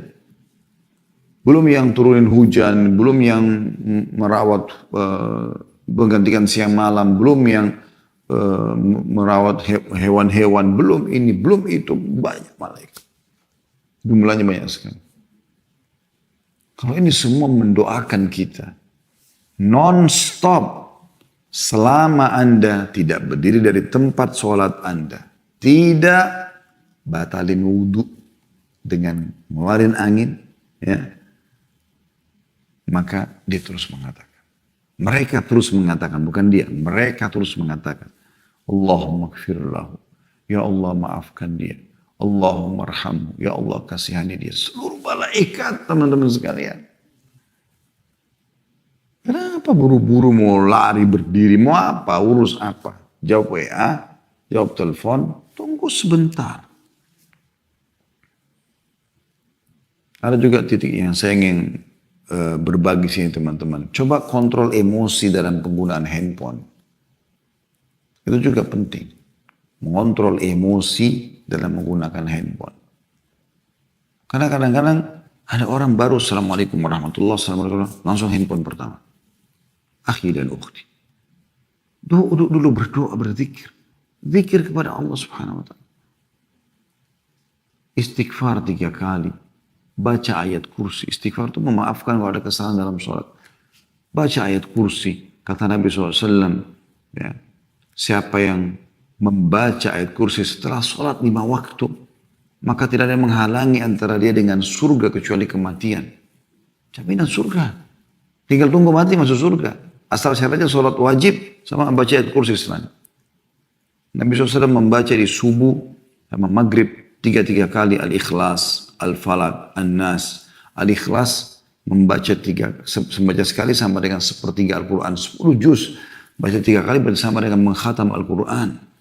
Al-Falaq sama An-Nas. Al-Falaq menjauhkan dari hasad, dari sihir.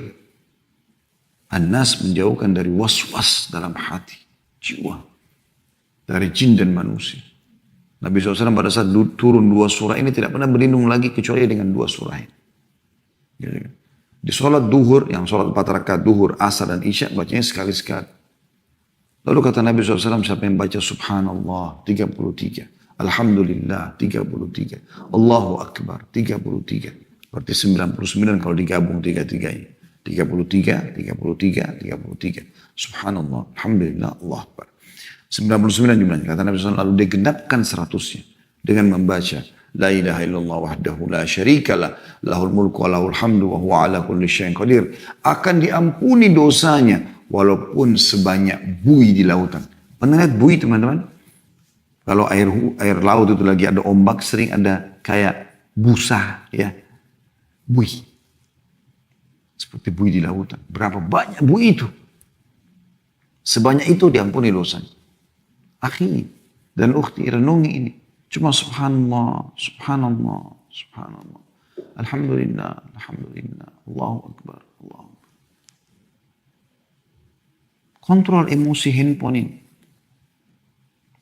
Seakan-akan tidak ada waktu kecuali buka handphone. Padahal sebenarnya setelah buka handphone, dia buka web mungkin belum ada yang masuk ya.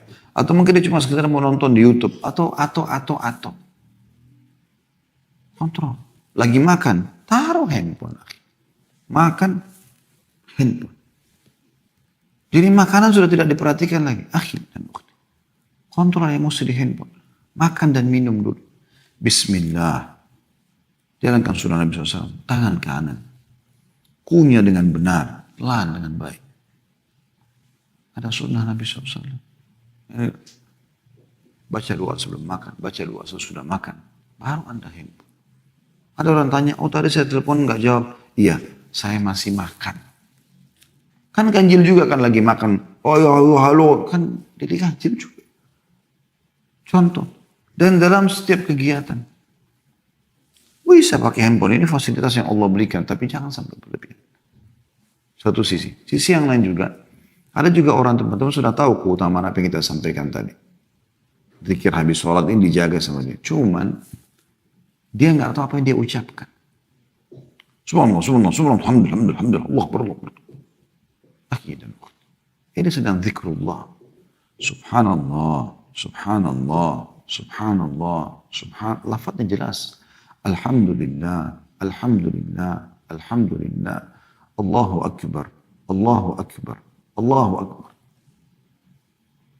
Ada orang ikhwah pernah saya lihat tangannya. Ini zikir apa ini? Alhamdulillah, gitu. Aneh kan gitu. Lagi zikir itu. Kelihatan lagi zikir karena muridnya Muhammad Kamil. Tenang, tenang, tenang. Supaya Anda dapat maksimal sayang. Karena itu gak terulang lagi. Sholat duhur yang Anda kerjakan misalnya kemarin hari Kamis. Kalau Anda zikirnya begitu. Bagaimana caranya Anda ulangi? Sudah lewat waktunya.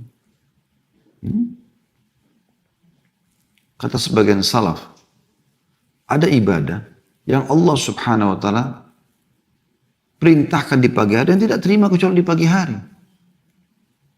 Dan ada yang diperintahkan di sore atau di malam hari tidak diterima kecuali di waktu itu. Nah, ini penting. Kemudian pelajaran yang ketiga teman-teman sekalian, bagaimana seorang muslim menjaga adab, terutama dalam mengeluarkan angin ini. Ya. Karena di sini riwayat tadi yang ketiga, pada saat seseorang itu bertanya, ya Rasulullah, setelah Nabi SAW mengatakan seseorang itu, la yazalul abdu fi salatin, seseorang hamba terus dicatat sedang mengerjakan solat, maka nafi musallahu yantadhirus salat, selama dia di tempat solatnya menunggu solat setelahnya.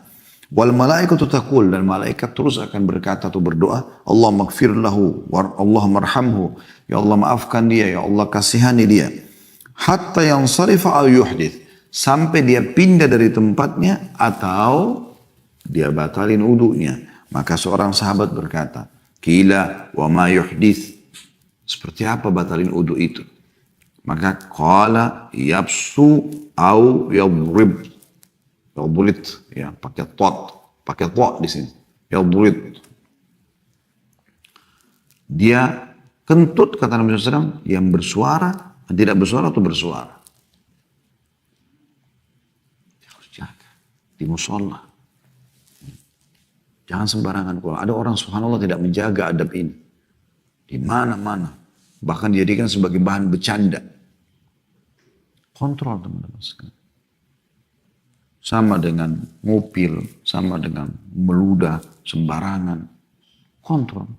Supaya orang jangan menilai negatif. Tapi kita datangkan di sini adalah saksi bahasanya buang angin ini di musholahnya. Di masjid di rumah Allah SWT. Kalau betul-betul tidak tahan, keluar dari masjid. Jaga kehormatan masjid. Jangan juga mengganggu orang yang ada di sebelah kita dengan bau dan suara. Kan begitu. Supaya Anda tidak sengaja lah itu. Tapi saya melihat juga orang tidak sengaja ini biasanya karena sudah habitnya dia, sudah kebiasaan dia. Orang subhanallah, teman-teman yang tahu ini, yang mungkin mengontrol juga insya Allah, dan semua kita termasuk. Kalau kita tidak biasakan teman-teman maksain keluar kentut ini atau angin ini, maka kita tidak akan mengeluarkan kecuali di waktu dan memang saatnya. Tapi kalau orang yang sudah terbiasa, jadikan bahan bercanda, sering maksa-maksa keluar anginnya, nanti dia loss. Jadi dia tiba saja dia tidak bisa mengontrol, keluarlah. Gitu. Yang biasa orang bilang tidak sengaja, seperti itu. Sama dengan ngupil, sama dengan ludah, sama dengan korek kuping dan segala macam. Gitu. Tapi kita bicara masalah angin ini ya. Kalau ada yang bertanya, bagaimana dengan buang air kecil, buang air besar? Kenapa di sini tidak disebutkan? Di sini disebutkan buang angin. Karena memang kalau Anda sedang di musola Anda, kan tidak mungkin Anda buang air kecil, buang air besar di situ. Makanya yang dibahas adalah buang anginnya. Gitu ya. Karena memang kita sedang bicara duduk sambil berzikir. Itu yang dimaksud di sini. Ini juga mutiara penting yang harus kita pelajari walaupun ini masuk dalam masalah adabnya ya.